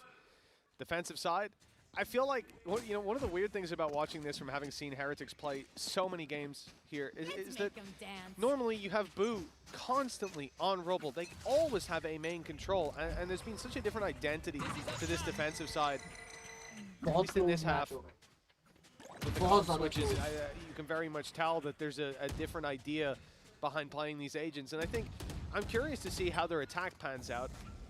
Imagine more of a blob movement and less variety to what we're seeing here. Yeah, with the whole composition, they weren't running themselves the Viper, so maybe joining the norm a little bit more there. It does also mean they don't have that breach anymore, which I think was a big talking point for Riens. Someone who's so fantastic with that supportive utility is going to have to do it in a different way. Again, we see this patient, passive FPX. I think if you watched the last map, you wouldn't have expected to hear those words come out of my mouth, but this has looked incredibly different. Happy to play into the late round, using those rotations. That counter Nightfall is definitely going to make things awkward. You maybe expected to see some spam from Boo. Instead, Boo tries to go through. 30 seconds left. Oh, Boo's found himself one, and he's safe in the back of the site. Showstopper's good for 2. Mini Boo making a mess of this round because that's the spike on the ground, and it looks like it's only going from bad to worse for FPX.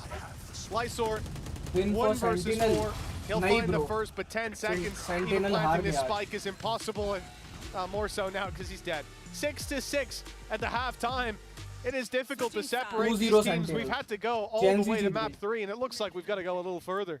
Yeah, I think that it probably deserved to go in neck and neck. I guess you could argue with Heretics winning the pistol, maybe FPX should have come out slightly in front, but we've seen it back and forth all the way through. I think this round was much more of just that passive read after what we've seen over the last few rounds of this slow rotation. They tried to sort of hold on to it in this case, and it's worked out for them. Either way, we'll be back after the break. Half complete, guys. 6-6. What map.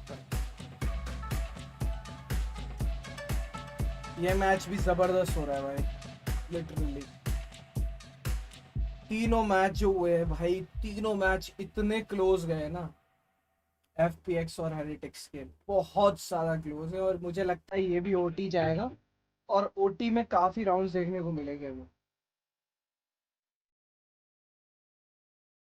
बता दूं guys, sentinel आज हार चुकी है, 2-0 से हारी है। चेंजी पहले गेम में जीत कर ये सीरीज क्लोज करी है, और अब FPX और द हेरिटिक्स का मैच चल रहा है जो 1-1 पे रुका हुआ है। First half last decider match का चालू हुआ है। जल्दी से जुड़ जाओ वीडियो के साथ, चैनल को लाइक करो, वीडियो को लाइक करो, चैनल को subscribe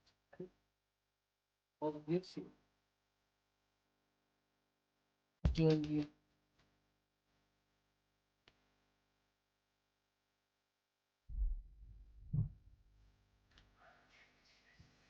And we're back with half 2 of Team Heretics versus FPX. Map 3 on Lotus.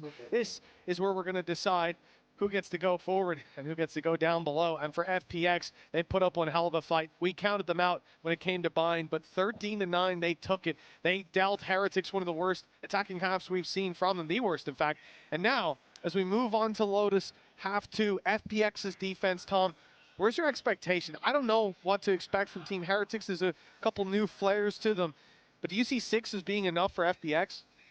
I think it can be. I think it depends how Heretics come in playing this. Like, you're going to know that this composition is coming, but because of the amount of delay utility they have, you have to disrespect some of it. You have to play through smokes, you have to take risks, and maybe that's why they've got Boo now playing that supportive role, so that Woot can maybe be a bit more aggressive around those smokes.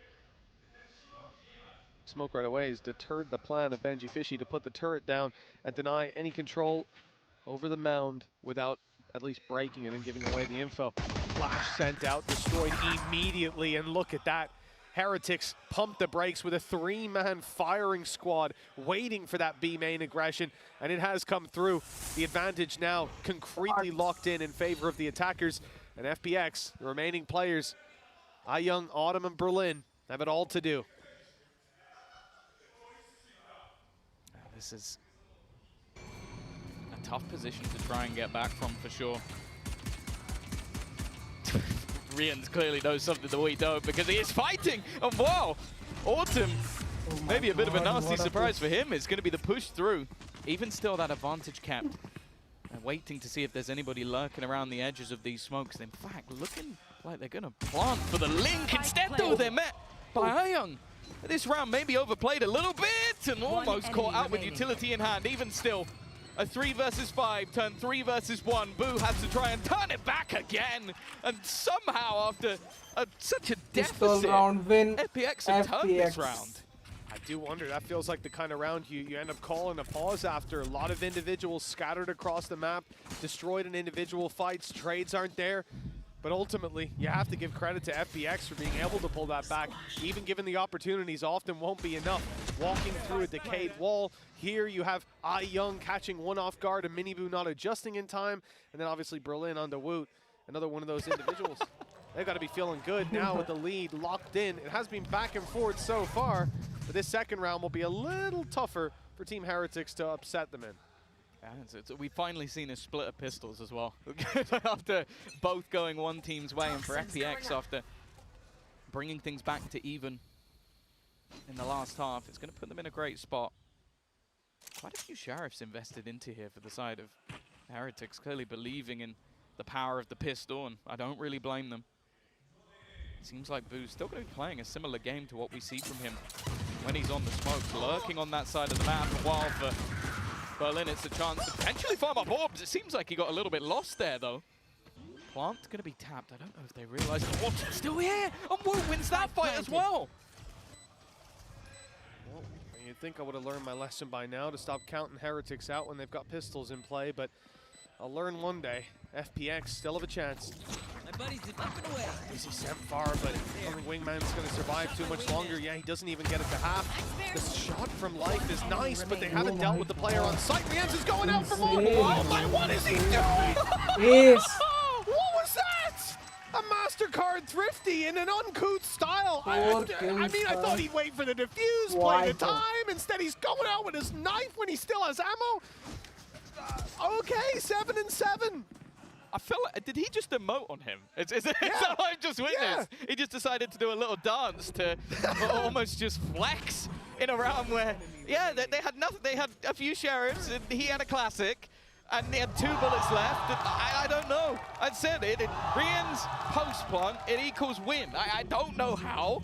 I don't know how they're managing this, but for FPX, it's got to be infuriating. You finally, I said, they broke it. They got a split pistol for once, and well, yeah, look at the economy. It's off the charts now for the side of Heretics. They're in a great place. Yeah, but this is better than winning the pistol. Yeah, your opponents are down in the dumps, and now you get to play a round where you've been. Oh, hello. Okay, well that's not ideal.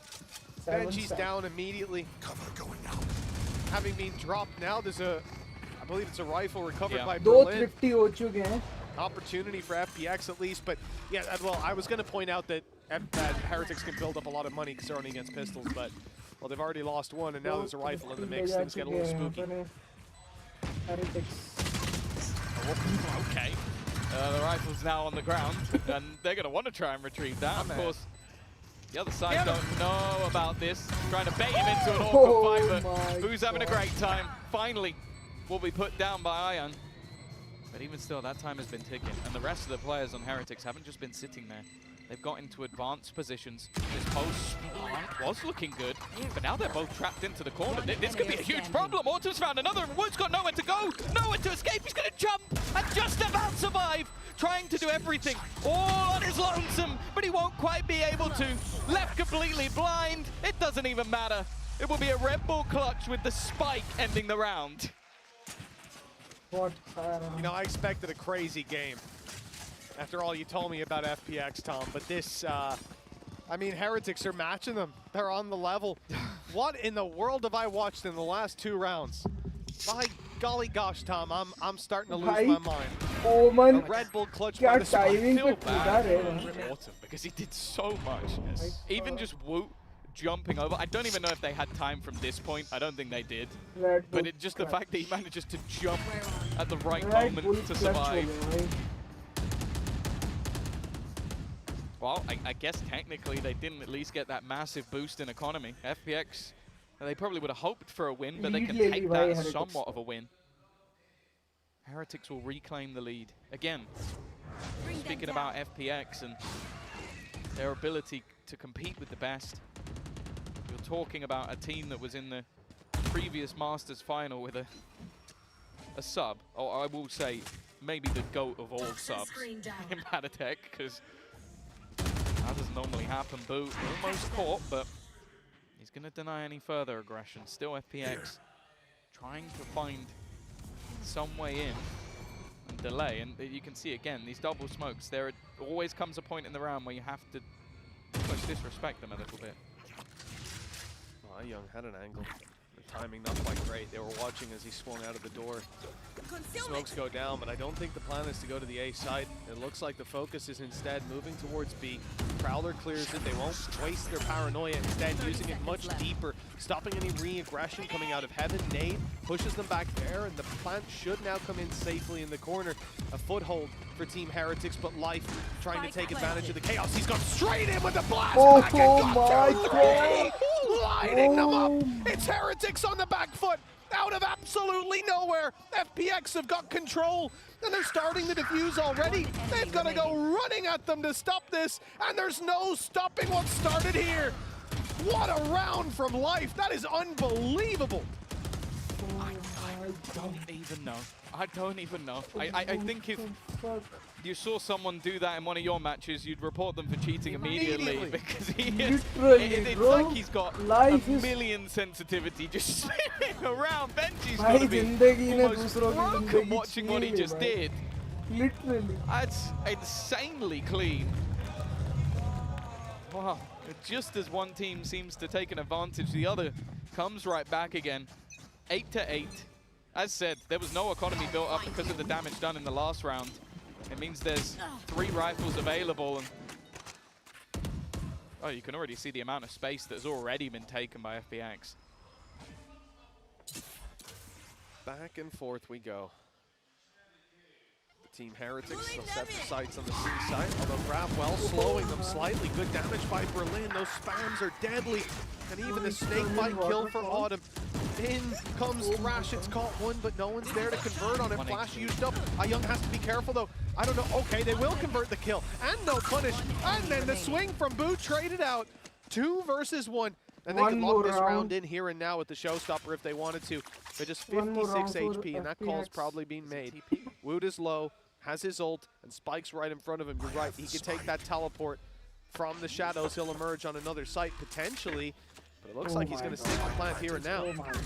Maybe realizing it's a tough win anyway, and by he should be dead to right. Did he use it just then? I feel like I almost thought I heard something for a second, but maybe not. I think he just got caught by Lysol. It is going to be that defusal. Well, not too much of a problem in the end. I think the only real worry was just how much Riens was able to do. It took an ultimate to actually shut him down. He's managed to sneak past pretty much everything. have a look when it Oh, pops he up. did You're use right. it. He did use yeah, it. I wasn't certain. I didn't think I heard something, but yeah, you're spot on, Tom. Used the ultimate and immediately got dropped. I want to know where he was planning on going. Because he's using it right here. Yeah. I guess we'll never know. Maybe to try and go back into the spawn and reclaim other ground, try and find a gap. But yeah, didn't know his opponent was there. It's not the biggest ult in the world to lose. Like, it's not the end of the world. I don't mind him. I said I didn't mind him committing it to rotate straight away. Though aggression from either side. Life's got to be careful he doesn't get wrapped on. He does have some support. The flash is going to leave both players completely blind. Woot under serious pressure. And while that pressure is not easing up anytime soon. Berlin, he's playing a risky game. With just Sheriffs, Team Heretics have done this before, and the spike not down in a spot that's easy to defend for FPX. They don't want to take too many risks, although now the attackers are split. Benji's holding onto the space, presumably so the spike can come back to him. In terms of utility, Benji hasn't used up any of his, but the Prowlers are gone for Boo. If he makes his way, he's going forward with the spike. I thought he'd go back to the B site. Group up, take this one as a team, as a duo. Instead, even if he does that, he's now down to just 49 health. And Benji not found a lot of space, although I don't expect him to do much here. Just sit, wait, and cover that plant when it comes through.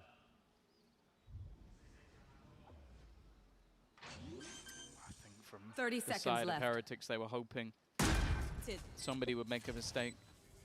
It's arguable that Berlin tried his best, but Spike planted 2v4. Let's go. now the patience might just pay off. Benji looks like he might be about to be greeted. There's still plenty of utility to play with, but he is going to get the fight that he wanted, and he's going to take both. Now this becomes dangerous. The Nightfall committed, but it's only going to connect onto one. Boo looking to try and fight this one, but he's run out of ammo at the last second. A very nice try, but ultimately the outcome is as expected. Just a few bullets shy of a successful round, but Young's the one to bring it across the line. Double digits locked in for FPX now. And again, you see what we mean with just Sheriffs. They almost made the 4v2 work, and who knows, if Berlin went down a little earlier, well, he would have had a few more bullets in the magazine. It's a fantastic adjustment by Benji. And like we said, just about able to take it across the line. 60 HP, 2 shots and he's down, but he'll carry forward to the next. A timeout called by Heretics, and this is the last chance for the EMEA Coach of the Year to have a word with his team, unless FPX call a timeout later. Yeah, or unless we end up in OT again, which honestly, at this stage, I wouldn't be particularly surprised by. You have to remember as well, the road that FPX had when they were over in Shanghai, beating Foot, losing to Genji, losing to Heretics. This was the team that ultimately sent them packing, sent them home. To say that they're not looking for revenge, I think would be foolish. Obviously, it's not quite the same in the fact that Heretics would get another chance against a Masters winner. That would be the team they have to face off.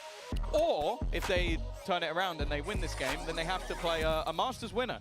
So, yeah, I guess playing a Masters winner where you can't be eliminated is slightly nicer. And I wouldn't even be surprised if there's a realm where these two meet back up in that decider game. I don't think it's improbable. Even still, both will want the chance to face off against Genji, and for FPX more so, this is their chance of revenge.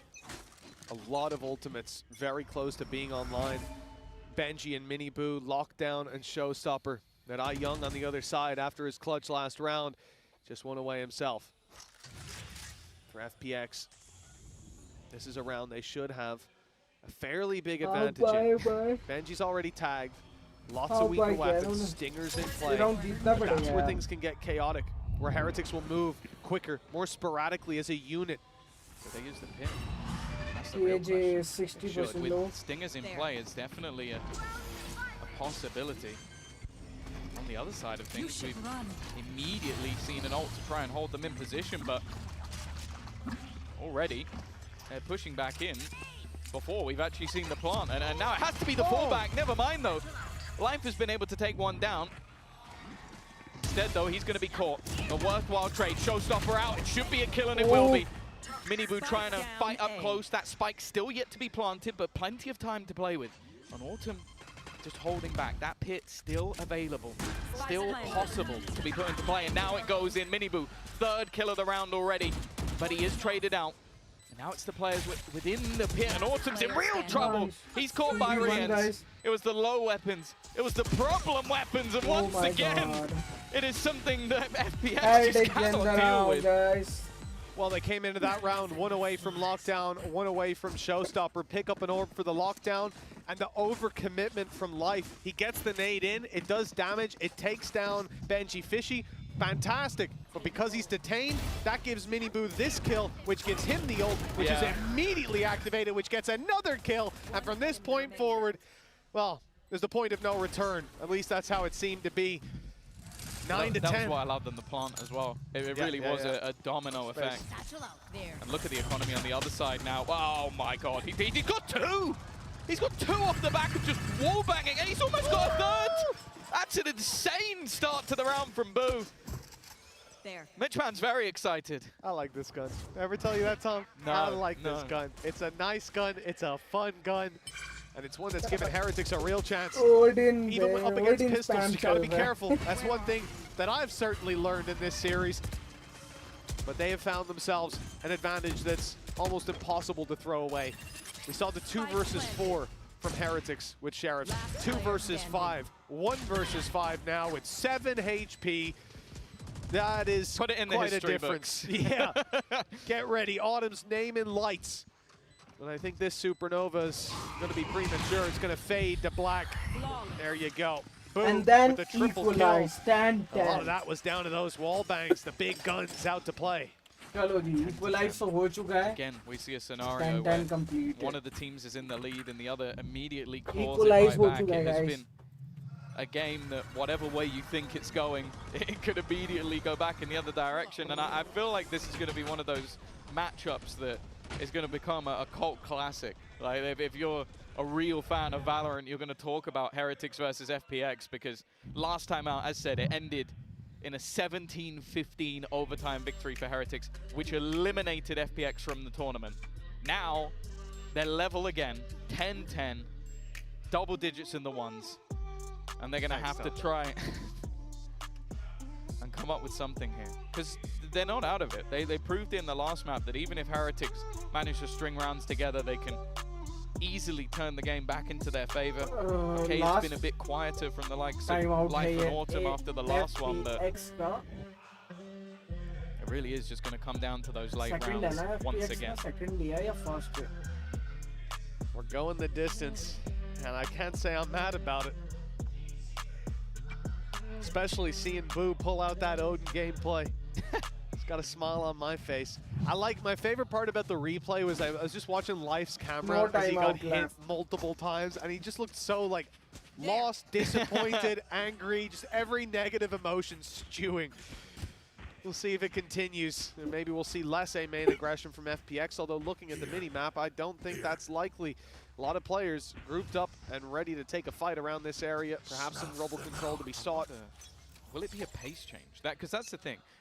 Heretics have liked to do this, where their opponent pulls a pause, so they do something completely out of the ordinary. It doesn't always work, but it looks like, again, they've just completely avoided the initial control over on A, expecting that to be a counter, and just taking space elsewhere. Now, they have Nightfall. They could look to commit that into one of the sites, but it's seemingly, it's just going to be the allowment of that control to be lost, and then just hit the site elsewhere, not giving a lot of information. The only thing is Lysor, but he is isolated.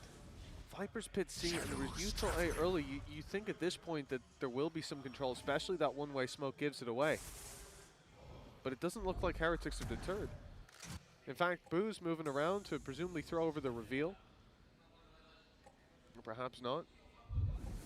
They're just covering the B aggression alongside the turret. It'll be a slower round from Heretics with 45 seconds left. The reveal does go through, but not outside of A. He's faking this. He's making it look like it's a B hit to keep those rotations dragged in the other direction. And it's Lysor that will have the pressure on him. He's conscious they could be here, but he hasn't used the paranoia just yet. Now they're close. Now the pressure's on, but he's caught the back turn. Paranoia out. It's caught him on the right. Miniboo can't see a damn thing. And shooting at the Tracers, not quite close enough. With Life stepping up to delete Boo. This one's looking done. The lead will stay in FPX's hands as they push up to 11. Incredible work by Lysor. Like, he picked his moment. That was the thing. There was so many points in that round where you could see he was tempted to use that paranoia. Seeing the Viper screen go up and basically just watching for any hint that the side of Heretics were there. And when he did use it, it was spot on. Like, he's able to push back out of what was the paint shells on his feet, get a second kill, and then at that point, everybody is focused on that Omen player, and Life can take the gap. And again, you give this man even a split second where you need to react, you're already dead. You don't have the time for it. FPX, after the pause, are going to respond once again. Well, there is a lot more early battle this time for A, but they've got to be careful. In fact, they're looking to try and get out of there. Woot is under serious pressure. They've got to give it up, but they've taken B in response. Oh, they're fully in. 3 players in through the B choke point, completely abandoned by FPX. Oh, no! That's a sloppy fight if ever I've seen one. And Ultimate's here for FPX as well. They've got a Showstopper and Thrash to get back in. They're confident in playing the retake. Nightfall is available for Team Heretics, and it may well be used, and in fact it is used right now, clearing out Heaven. There's no one there. Now they start to realize where the push is coming from. All those steps are heard, but it's because Thrash is going to lead the way. Is going to take the point of contact. The seize is good. It keeps them in position. Showstopper used, but Miniboo makes up for the disaster earlier on with Benji up top, sneaking his way up close around that corner. Is a player and coming through the smoker. 2 more. He thins out the herd and leaves time so low that FPX are running for the hills, not even escaping the spike in some cases. Neck and neck. I'm getting sick of saying that, Tom. Well, if it doesn't go to OT, I think that would be the biggest surprise of the game so far. But honestly, Miniboo's reaction there, I love it. Like, sure, the initial fight didn't go his way, but Benji actually gets detained. So his choice there is, okay, I can surprise them. They're going to be looking to hunt down these guys. They're seized up. I'm going to try and take them down before they can get anything done. And again, solid utility from Boo just to set him up that little bit more. 11-11. No one able to break the deadlock. It has been like this throughout the entirety of the match. In fact, the series has gone this way. Still trying to fight for this early control of Rubble, and again, it's the same. So much utility being expended, Wook being caught by all of it. And he's going to try and get out of there. Instead, though, they try the same play. They try the same ruse, and it is not going anywhere near as well. That's the spike down.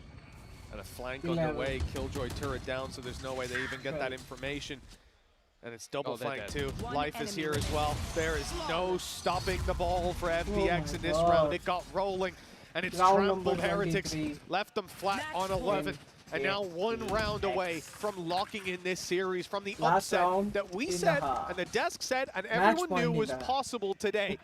But nobody expected it without Abyss. If that map didn't go to FPX, the series was done in everyone's minds. But here we are with a real chance to pull it across the line. The only thing standing between them and victory in a lot of these rounds, big plays from Heretics, and Miniboo has a showstopper. That could be a turning point to at least get them in overtime.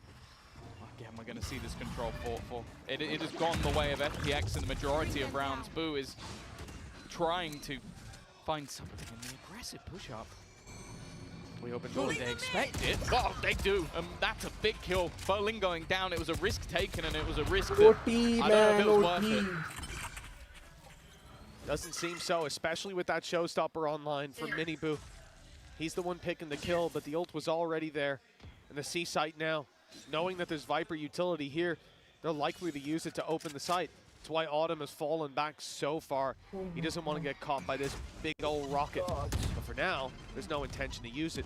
They're going to keep it reactive. I like this. Aware that FPX will probably fall back, will probably give them the space if they use it. Instead, they take the space for free. And now there's a showstopper for the 5v2. It's fired in blind in case there's a snake in the grass, but It looks like an overtime is already locked in. A big play needed. Young's been fantastic in so many rounds. And a spam here, my goodness, it could do a lot. But Lysor is conscious of a player up close. Yeah, would reveal his position, not knowing that there was going to be an alarm bot there. He's trying to find a way through the smoke, and now, well, a 1v4 to Ace. GG, OT. He's been unbelievable, but this would have to be the best of them. It seems like I'm OT telling is you inevitable, guys, and maybe it was from the get-go. the way this map has been going back and forth all the way, why not keep it going a little bit more? 12-12, FPX versus Heretics, always seemingly going the distance. And who knows where it ends. Well, last time their last map was, what, 15-17 in the end? So we may have some distance yet to go, Tom. That opening pick was fantastic for Miniboo, and like I said, just keeping that showstopper, holding their corners for the re-aggression and knowing that this squad was likely to not sit on site, to not give them free kills if the rocket was popped. And it wasn't needed in the end. Round number 25 about to unfold. It's been pretty much neck and neck the whole way along. Even when it comes to buy rounds, it's hard to separate these squads. The one thing is, though, there won't be ultimates online from the get-go. We could see slower play to farm those orbs.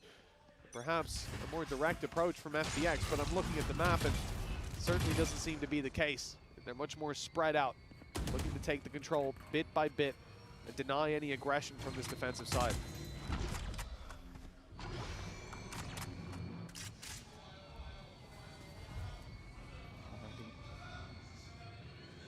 A little bit more tentative. A lot on the line. There's no easy games in this group. I think that has been proven. Going up or going down is not going to give you much easier opponent. Already pressure being placed in. Woot isn't going to be the one to find the kills. In fact, it's Rien's alongside Miniboo to do it. Leaving 3 standing, but I can't count how many 3v5s we've seen so far this game, so Heretics need to make sure they don't overextend. Well, many games in the past, I've been counting teams out at this point or a little further, but lesson learned. It ain't over till the pop-up comes in. 30 seconds, though. We're certainly close to the conclusion one way or another. Heretics backing off the A side as well, expecting this hit to be a massive rotation, a late play to see. Perhaps a push through their own spawn from the stairs, and they're covering all their bases, ready for these fights. Berlin can't sneak his way in, but they have at least managed to find the A site. A plant to be found. 10 seconds left. But a 5 versus 2 retake. Team Heretics, even just trading at this point, will be more than enough. Where do you go? Where do you fight? How do you try and remove this deficit? Are you hoping for a little bit of luck? Well, there it is. Still took some damage in response. Autumn tagged a little bit lower. Has Lysor alongside him, but not for much longer. With 15 HP. 15 HP. I think all the miracles are gone from this round. It will be Heretics to take that advantage, as they now need one more to end this series and repeat history versus FPX. An OT victory to send them below. That's got a sting for FPX if that's where we end up. Yeah, because we end up on Abyss 14-12. The same situation possible here now. FPX have called a timeout because they know just how devastating that reality will be. Well, we see the Heretic side hyped up. Benji's got that energy in him. They're standing up, Miniboo's activated, and this is what we've been waiting for as well. It's not like he's on what we consider to be normal Miniboo form. He hasn't got 30 kills, so unacceptable, but he's starting to get that confidence, and that's all we needed to see on this stage as well. He's had rounds. That's the more important thing. When it gets this late in the game, the numbers don't matter. You can have 30 kills or you can have 10. If you're the one that wins an OT round, no one gives a damn. And that's the thing. He had one of the highest impact rounds to even get them there in the first place with that push on the B site to double up. And that's all we're looking at this point. The same can be said for Life on the other side. Is it his best statistical game? No, but they've had moments. They've had opportunities, and this is the chance for the coaches to make their money on either side. Maybe calm the nerves. maybe even calm them down after standing up and shouting across. We know that that can backfire. Benji's had that. Munyet won't forget. But back in we go. Defensive side definitely didn't look bad for the side of FPX. Very good at taking that A control, and I wonder if we're going to see Heretics look to hit elsewhere. Well, I'm seeing a lot of pings from Heretics around C and B, but I'm also seeing FPX pushing up on Mound. 2 players. We've seen this before from Berlin. Just in the last round they played on defense, he was alone. This time doubling up to provide that little bit of extra support. And he grabs a kill for his trouble. They were sent back and they were smoked off, but somehow he's able to land that shot for free. That's the opening that I guess is karma for the last half that they played. Timing though is going to be everything. Miniboo, as said, impact is all that matters at this stage, and he's found a fight into that B side, but they're not going to look to play off it. You can see on the other side, Boo is waiting for a response, waiting to see if there's a re-aggress, an attempt to try and take this fight, but for now, much more passive. And that's mainly because, again, of that A side hold. You've got the cross being held onto. Autumn's position has been revealed, and I think they're just going to have to smoke this off and maybe get him out of that corner, because that would not be a safe place to stay. Still running into a pretty heavy setup here on C. At least the orb is down for now. It's not going to last too much longer. Those sprays are good from Berlin. That's his 3rd already. Damage done that Autumn converts on. And they're not letting it go just yet.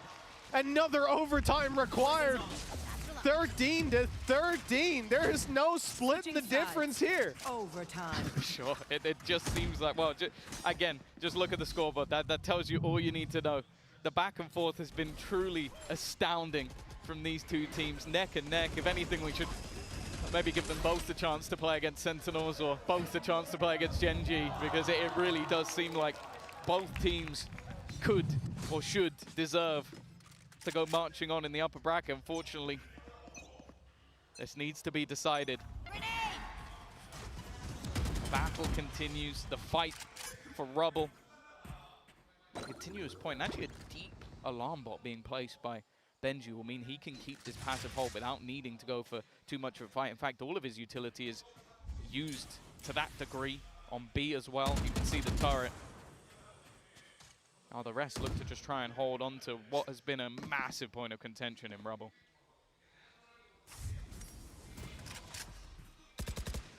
Not the normal hold. You don't have an easy escape a lot of the time. I mean, sure, Miniboo can get out of there. He's got his blast packs. He's not on too committed of an angle. But then just take a look at Rien's. He's got no way out. The wall might help him for a moment, but okay, the spam is good. Now where does he go? He's stuck, he's naded, and hit by the snake bite too. Miniboo gets out, but the trade 1-to-1. It's not fantastic for the defensive side. Less players to defend this map now, and FPX still have the ability to take this wherever they want. The door is open. It looks like the spike is still going to the A site. They're committing. I thought this could be a fake after initial contact, but instead they're going to run heavy into 3 players from Heretics. And it's Heretics coming ahead in all the fights. Berlin left alone, 1v3 with an AWP. Yeah, with an AWP and no shields. Like, he's got 20 seconds. He needs a miracle. He needs a mistake. I don't even think he could pull this off unless Heretics do something silly. And, wow, holding already. Benji, he's not going to repeat that. Absolutely no reason to. They could wait for him to try and grab the spike, try and plant, but they are not giving him anything. A shutdown and another chance for Heretics as they get themselves to match and series point again. Another chance to close this out. Moving into their attack side. This was a big gamble by them, the 3-man rotate to the A site, but it couldn't have worked out any better. You can see that from FPX's perspective, you find the opening pick, you have a lurker towards the C side who got absolutely no contact, and that for me is the sign to move around, but they're expecting that Heretics won't have moved quite that quickly into position. They wouldn't have that many players that close by, and perhaps they even isolate a duel, but instead they were the ones isolated, taken down, and with Berlin left alone, he had no chance. I think probably one of the most fun things about this series for me is, again, you just see the depth of both of these squads. Like, I think Rien's has been outstanding on every single map. Every single map, playing different roles. Every role. Playing Sova, playing this Viper. He has been outstanding. Gecko on the last map as well. And then, of course, across the board, the exact same thing. Ayung has been exactly. unreal on the initiator. And you're going to talk about life, you're going to talk about Wu as these superstars that we have seen time and time again, but it really has been like at any moment, any player in this server could be the one to make the difference. Yeah, I mean, even Autumn last map was really fun seeing him on the chamber. They were getting so much value out of that agent. For FPX. Well, he played double duelist with this team in the past and has recently been moving to more like smoker roles at times and even playing some sentinels. I guess technically that is what he was on, but yeah, according to the not rule quite book. the same degree. Yeah. I think you can do a little more with Chamber when it comes to fighting than a Cypher, for example, but I suppose it depends if the name's Runner.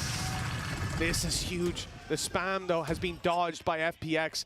This previously led to 2 players dying. This time, next to nothing. In fact, no damage, right? Walking straight into the site and finding the opening. That's life down with a good opportunity to convert the plant as well. FPX can't really deny this. They have to fight for the retake. Well, yeah, this could be it. A man advantage. The hold from Boo. I don't know if they will have heard him taking that little bit of extra damage. Well, they definitely know now. He's revealed his position, but if anything, that could be worse for them. They're going to have to try and fight for this, try and get back in. Paranoia has been used elsewhere to try and reclaim the baby door. Lysaw's going to get one, but still the kill's going in favor of this attack side, looking to try and hold the line, and that's exactly what they're doing. Needs to be someone on this diffuser when it just isn't happening. It's left all onto Autumn.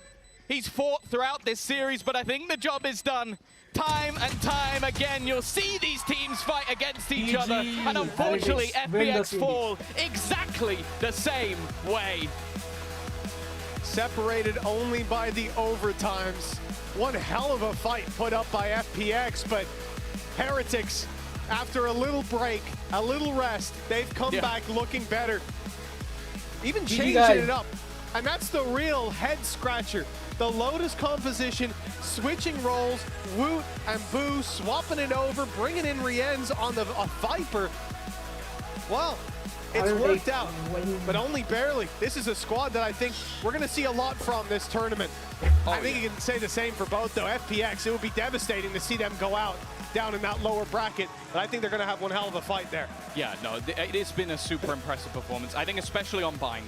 Like, they threw a spanner into the works, came up with a crazy composition that I think definitely caught the side of Heretics off guard, and I think that their game versus Sentinels is going to be one to watch because super impressive. But again, you talk about this Heretic squad, the youngsters led by Boo, someone who has brought a team of very inexperienced players to some crazy performances all the way throughout the year, and they're able to weather the storm once again. They show exactly what they can do in these high-intensity moments. Some of these youngsters, Mini Boo, he saved it all for the last map, ended 21 and 22, a serious comeback, re-ends throughout the series, godlike. Genuinely a fantastic series through and through, and while we say we don't see much of the initiator Boo, he's done all right. He's not too bad. He's not too bad. Then even towards the bottom of the scoreboard, someone like Benji, well, if he doesn't end up finding himself the sheriff shots, we don't go to an overtime. Yeah. It's a different reality. Who knows what the butterfly effect of that would be, but I mean, they'll definitely thank their lucky stars they pulled that one across the line.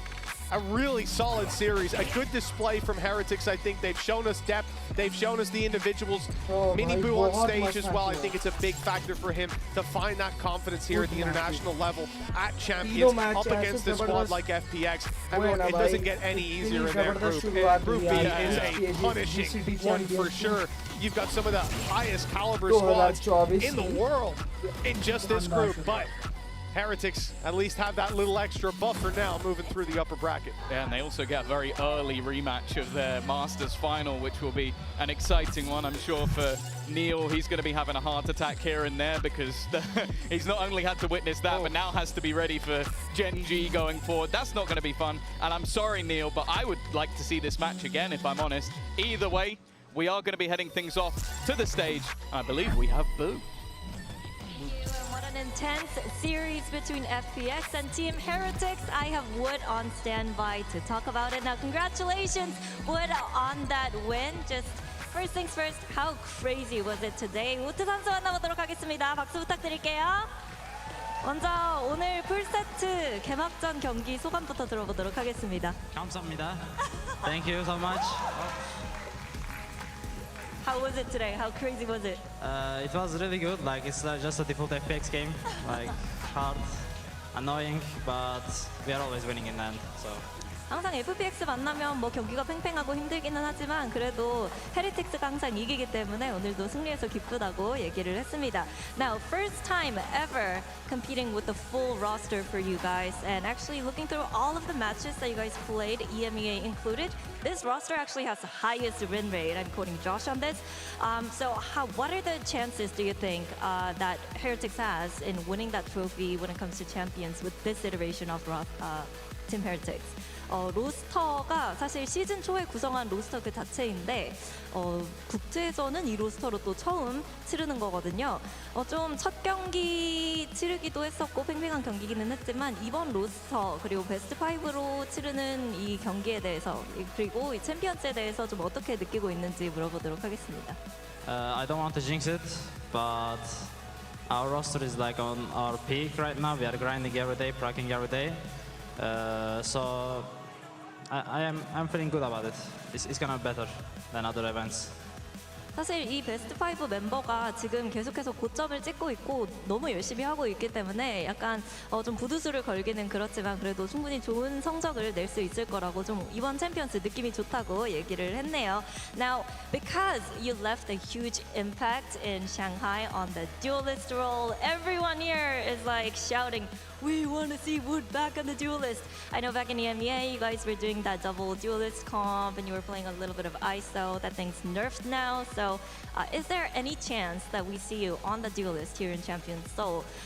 일단은 워낙 임팩트 높은 모습을 상하이에서 보여줬기 때문에 우트 선수의 타격대 챔피언스에서도 한번 보고 싶다 하시는 분들이 많으실 텐데요. 뭐 유럽 지역에서는 아무래도 투타격대를 기용했을 때 아이소를 보여주기도 했던 우트 선수인데 이번 챔피언스에서도 좀 우트 선수의 타격대 기대해봐도 좋을지 물어보겠습니다. First of all, I'm still same. I want to play flex, but if we need it, if we like need some emergency situations, I will. But now, no, I don't want it. Like it's okay now. We are still winning. We didn't lose in champions yet. If we lose, we can think, but we didn't. So we are chilling. 아직까지도 팀을 위해서 플렉스 역할을 해주는 데 집중하고 싶고 딱히 타격대에 대한 욕심은 없기 때문에 그리고 챔피언스에서 아직 뭐 지지 않았잖아요. 그렇기 때문에 혹시나 지게 되면 타격대를 잡는 변화를 줄 수도 있을 것 같지만 현재까지는 팀을 위해서 팀적 플레이를 위해서 좀 플렉스 롤에 조금 더 집중하고 싶다고 얘기를 했습니다. 그러면 이제 또 젠지를 상대하게 됐는데 워낙 또 랭크도 많이 하고 텍스처 선수와 젠지 선수들과 재미있게 노는 모습을 많이 보여주고 있는데 그래도 경기 때는 반드시 이겨야 되잖아요. 젠지에게 한마디 부탁해 보도록 하겠습니다. Now, I know you guys are having fun with Gen G players, especially Texture teaching you a lot of Koreans. You guys are, playing ranked together. But when it comes to the next match, you guys are facing Gen G enemies in the server. Anything you want to say to Texture and the Gen G players? Hey, Samson. I'm gonna take my revenge. You are old. What? I don't want to say the rest. You are old, so your time भाई is बड़ी खतरनाक over. Team है ये heretics वालों की भाई 나이가 बहुत 있기 गंदा खेला 때문에 आज 텍스처 선수의 시간은 끝났다. बजा दिया भाई 그리고 더 할 말이 없다라고 FPX वालों 얘기를 को बजा 했습니다. दिया 이렇게 해서 우트 선수 만나봤습니다. 다시 한번 박수 부탁드릴게요. Now that was Wood, everybody. One more time for Wood, and that's all we have for today. But make sure you come back tomorrow for more Valorant action here in Champions Seoul. 감사합니다. Let's go, let's go. Thank you so much, Jen and Woot, for the Verizon post-match interview. And Team Heretics walks away with the win. I mean, a little bloodied and bruised, I would say. Both teams coming out of that one. Bit of a slugfest toward the end there, Mimi. You know it's a slugfest when the Astros buying off in overtime. Yeah. That was, You're out of ideas at that point. This was the most FPX game I've ever watched, where they really push the team. They show some creative and cool ideas, and they also show a lot of FPX silly rounds, but it is really tragic for them to end this same way in another heartbreaking overtime loss. to Team Heretics, now twice at 2 different international events. Yeah, it's crazy that you come into this and you think, okay, Abyss must win. They lose it in overtime there. Then they go over to Bind and they beat them on a map that has been really, really, really good for Team Heretics throughout this year.